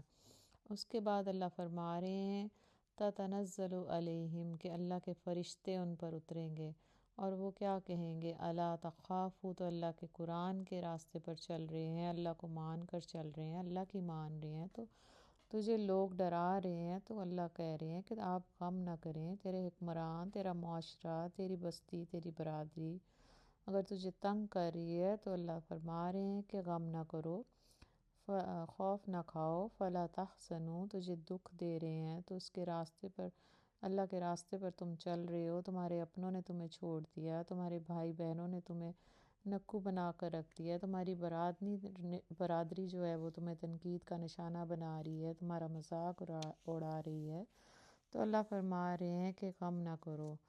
اور آگے اللہ کیا کہہ رہے ہیں، اب شروع، تمہارے لیے خوشخبری ہے، غم نہ کرو اور خوش ہو جاؤ۔ خوشخبری کیا ہے کہ اللہ تعالیٰ جنت کی خوشخبری دے رہے ہیں کہ تمہارے لیے جنتوں کے باغ ہوں گے جب تم ایمان لاؤ گے، استقامت پر ڈٹ جاؤ گے اور غم نہیں کرو، اللہ تعالیٰ تمہارے لیے جنت کی خوشخبریاں دے رہے ہیں۔ ہم اس دنیا کی زندگی میں بھی تمہارے ساتھی ہیں اور آخرت میں بھی، وہاں جو کچھ تم چاہو گے تمہیں ملے گا اور ہر چیز جس کی تم تمنا کرو گے وہ تمہاری ہوگی۔ یہ ہے سامان ضیافت اس ہستی کی طرف سے جو غفور اور رحیم ہے۔ اور اس شخص کی بات سے اچھی بات اور کس کی ہوگی جس نے اللہ کی طرف بلایا اور نیک عمل کیا اور کہا کہ میں مسلم ہوں۔ اللہ کے نزدیک بہترین بات کون سی ہے؟ اللہ کے دین کی طرف دعوت دینا۔ جو دوسروں کو اللہ کے دین کی دعوت دیتے ہیں اور خود بھی اس پر عمل کرتے ہیں، داعی کے قول اور عمل کا جو ہے وہ تضاد نہیں ہوتا۔ ایک دائی کا قصہ ہے جس کے لیے آپ صلی اللہ علیہ وسلم نے فرمایا تھا کہ قیامت کے دن لوگ اس کو جہنم کی گہرائی میں دیکھیں گے، استغفر اللہ، اللہم لا تجعلنا منہم، وہ جہنم کی گہرائی میں چکر لگا رہا ہوگا، گدھے کی طرح چکر لگائے گا اور اپنی آنتیں گھسیٹ رہا ہوگا، استغفر اللہ ربی۔ لوگ اس کو اس کے کلاپے سے پہچانیں گے، شاید اس کے شاگرد ہوں گے، اس سے کہیں گے کہ تمہارا یہ حال کیسے ہوا؟ تو وہ یہ کہے گا کہ میں تمہیں تو بتاتا تھا مگر میں خود اس پر عمل نہیں کرتا تھا۔ اللہم اجرنا من النار، اللہ ہمیں قول اور فعل کے تضاد سے بچا لینا۔ اور اے نبی صلی اللہ علیہ وسلم، نیکی اور بدی یکساں نہیں ہوتی، تم بدی کو اس نیکی سے دفع کرو جو بہترین ہو، تم دیکھو گے کہ تمہارے ساتھ جس کی عداوت پڑی ہوئی تھی وہ جگری دوست بن گیا ہے۔ یعنی کہ کوئی شخص اگر تمہارے ساتھ برائی کرے تو تم اس کو معاف کر دو تو یہ محض نیکی ہے، اور اعلیٰ درجے کی نیکی یہ ہے کہ جو کوئی تم سے برا سلوک کرے تو تم موقع آنے پر اس کے ساتھ احسان کرو۔ یہ صفت نصیب نہیں ہوتی مگر ان لوگوں کو جو صبر کرتے ہیں۔ ربنا افرغ علینا صبرا وثبت اقدامنا وانصرنا علی القوم الکافرین، اور یہ مقام حاصل نہیں ہوتا مگر ان لوگوں کو جو بڑے نصیبے والے ہیں۔ اور اگر تم شیطان کی طرف سے کوئی اکساہٹ محسوس کرو تو اللہ کی پناہ مانگ لو، اعوذ باللہ من الشیطان پڑھ لو، کیونکہ شیطان جو ہے وہ اکساہٹ دلاتا ہے، غصہ دلاتا ہے، اور اس کی وجہ سے انسان جو ہے وہ غلطی کر جاتا ہے۔ حضرت ابو ہریرہ سے روایت ہے، وہ فرماتے ہیں کہ ایک مرتبہ ایک شخص نبی صلی اللہ علیہ وسلم کی موجودگی میں حضرت ابو بکر صدیق رضی اللہ عنہ کو بے تحاشا گالیاں دینے لگا۔ حضرت ابو بکر صدیق خاموشی سے اس کی گالیاں سنتے رہے اور نبی صلی اللہ علیہ وسلم انہیں دیکھ کر مسکراتے رہے۔ آخر کار صدیق اکبر کا پیمانہ لبریز ہوا اور انہوں نے بھی جواب دیا اور اس میں ایک سخت بات کہہ دی۔ ان کی زبان سے جب وہ بات نکلی، رسول اللہ صلی اللہ علیہ وسلم پر شدید انکباس طاری ہوا اور جو چہرہ مبارک پر نمایاں ہونے لگا، آپ فوراً وہاں سے اٹھ کر تشریف لے گئے۔ حضرت ابو بکر بھی وہاں سے اٹھ کر آپ کے پیچھے ہو لیے اور راستے میں عرض کیا کہ یہ کیا ماجرا ہے؟ وہ مجھے گالیاں دیتا رہا اور آپ خاموش مسکرا رہے تھے، مگر جب میں نے اسے جواب دیا تو آپ ناراض ہو گئے۔ فرمایا جب تک تم خاموش تھے ایک فرشتہ تمہارے ساتھ رہا اور تمہاری طرف سے اس کو جواب دیتا رہا، مگر جب تم بول پڑے تو فرشتے کی جگہ شیطان آ گیا۔ میں شیطان کے ساتھ تو نہیں بیٹھ سکتا تھا۔ انہو هو السمیع العلیم، وہ سب کچھ سنتا اور جانتا ہے۔ اللہ کی نشانیوں میں سے ہے کہ یہ رات اور دن، سورج اور چاند کو سجدہ نہ کرو بلکہ اس خدا کو سجدہ کرو جس نے انہیں پیدا کیا۔ اگر فی الواقعہ تم اسی کی عبادت کرنے والے ہو، لیکن اگر یہ لوگ غرور میں آ کر اپنی ہی بات پر اڑے رہیں تو پرواہ نہیں، جو فرشتے تیرے رب کے مقرب ہیں وہ شب و روز اس کی تسبیح کر رہے ہیں اور وہ کبھی نہیں تھکتے۔ اور اللہ کی نشانیوں میں سے ایک یہ ہے کہ تم دیکھتے ہو زمین سونی پڑی ہوئی ہے، پھر جوں ہی کہ ہم نے اس پر پانی برسایا یکایک وہ بھبک اٹھی اور پھول جاتی ہے۔ یقیناً جو خدا اس مری ہوئی زمین کو جلا اٹھاتا ہے وہ مردوں کو بھی زندگی بخشنے والا ہے، یقیناً وہ ہر چیز پر قدرت رکھتا ہے۔ جو لوگ ہماری آیات کو الٹے معنی پہناتے ہیں وہ ہم سے کچھ چھپے ہوئے نہیں، یعنی کہ اللہ کی آیات کو جھٹلانا یا اس میں ٹیڑھ نکالنا، سیدھی راہ سے ٹیڑھی راہ کی طرف موڑنا۔ خود ہی سوچ لو کہ آیا وہ شخص بہتر ہے جو آگ میں جھونکے جانا والا ہے، یا وہ جو قیامت کے روز امن کی حالت میں حاضر ہوگا۔ کرتے رہو جو کچھ تم چاہتے ہو، تمہاری ساری حرکتوں کو اللہ دیکھ رہا ہے۔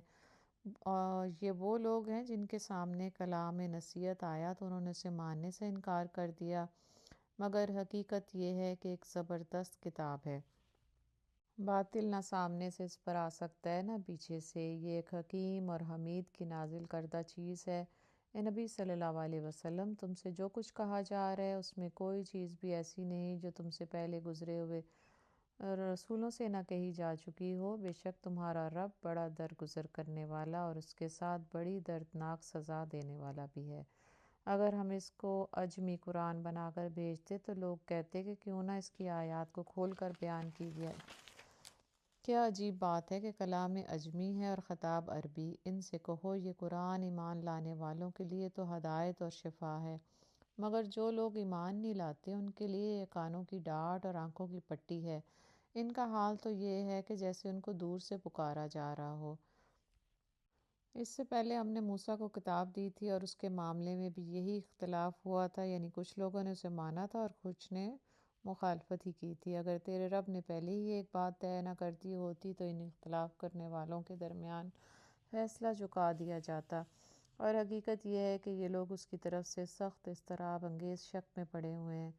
اللہ تعالیٰ نے یہاں کفار مکہ کے مرض کی تشخیص کر دی ہے کہ اس میں بتایا گیا ہے کہ وہ قرآن اور محمد صلی اللہ علیہ وسلم کی طرف سے شک میں پڑے ہوئے تھے، اور شک نے ان کو سخت اضطراب میں ڈالا ہوا تھا۔ اس کا مطلب یہ ہے کہ بظاہر تو وہ بڑے زور و شور سے قرآن کے کلام الہی ہونے اور محمد صلی اللہ علیہ وسلم کے رسول ہونے کا انکار کر رہے تھے، لیکن در حقیقت ان کا یہ انکار کسی یقین کی بنیاد پر نہیں تھا، بلکہ ان کے دلوں کا شدید تذبذب پر تھا۔ ایک طرف ان کے ذاتی مفاد، ان کے نفس کی خواہشات اور ان کے جاہلانہ تعصبات کا تقاضا یہ تھا کہ قرآن اور محمد صلی اللہ علیہ وسلم کو جھٹلائیں اور پوری قوت کے ساتھ مخالفت کریں۔ دوسری طرف ان کے دل اندر سے پکار رہے تھے کہ یہ قرآن ایک بے مثال کلام ہے جس کی مانند نہ کبھی کسی شاعر یا ادیب نے ایسا کلام کبھی نہیں سنایا، نہ کوئی مجنون اور دیوانگی کے عالم میں ایسی باتیں کر سکتا ہے۔ نہ کبھی شیاطین اس غرض سے آتے ہیں کہ لوگوں کو خدا پرستی اور نیکی اور پاکیزگی کی تعلیم دیں۔ اسی طرح محمد صلی اللہ علیہ وسلم جب وہ جھوٹا کہتے تھے تو ان کے دل اندر سے ان کو ملامت کرتے تھے کہ شرم کرو، کیا یہ شخص جھوٹا ہو سکتا ہے؟ جب مجنون کہتے تھے تو ان کے دل اندر سے پکارتے تھے کہ ظالموں، کیا یہ واقعی تم اس شخص کو دیوانہ کہتے ہو؟ جب وہ اس پر الزام رکھتے تو کہ محمد صلی اللہ علیہ وسلم یہ سب کچھ حق کی خاطر نہیں بلکہ اپنی بڑائی کے لیے کر رہے ہیں، تو ان کا دل اندر سے ان کو ملامت کرتا تھا، لعنت کرتا تھا۔ تو اللہ تعالیٰ اسی بات کو یہاں فرما رہے ہیں کہ ان کے دل جو ہیں وہ اضطراب میں ہیں، شک میں پڑے ہوئے ہیں۔ من عمل صالحا فلنفسه ومن اساء فعليها وما ربك بظلام للعبید۔ جو کوئی نیک عمل کرے گا اپنے لیے ہی کرے گا، اپنے لیے ہی اچھا کرے گا، جو بدی کرے گا تو اس کا وبال اسی پر ہوگا، اور تیرا رب اپنے بندوں کے حق میں ظالم نہیں ہے۔ یعنی تیرا رب کبھی یہ ظلم نہیں کر سکتا کہ نیک انسان کی نیکی کو ضائع کر دے اور بدی کرنے والے کو اس کی بدی کا بدلہ نہ دیا جائے۔ وآخر دعوانا ان الحمد للہ رب العالمین۔ سبحانک اللہم و بحمدک، نشہد ان لا الہ الا انت، نستغفرک و نتوب الیک۔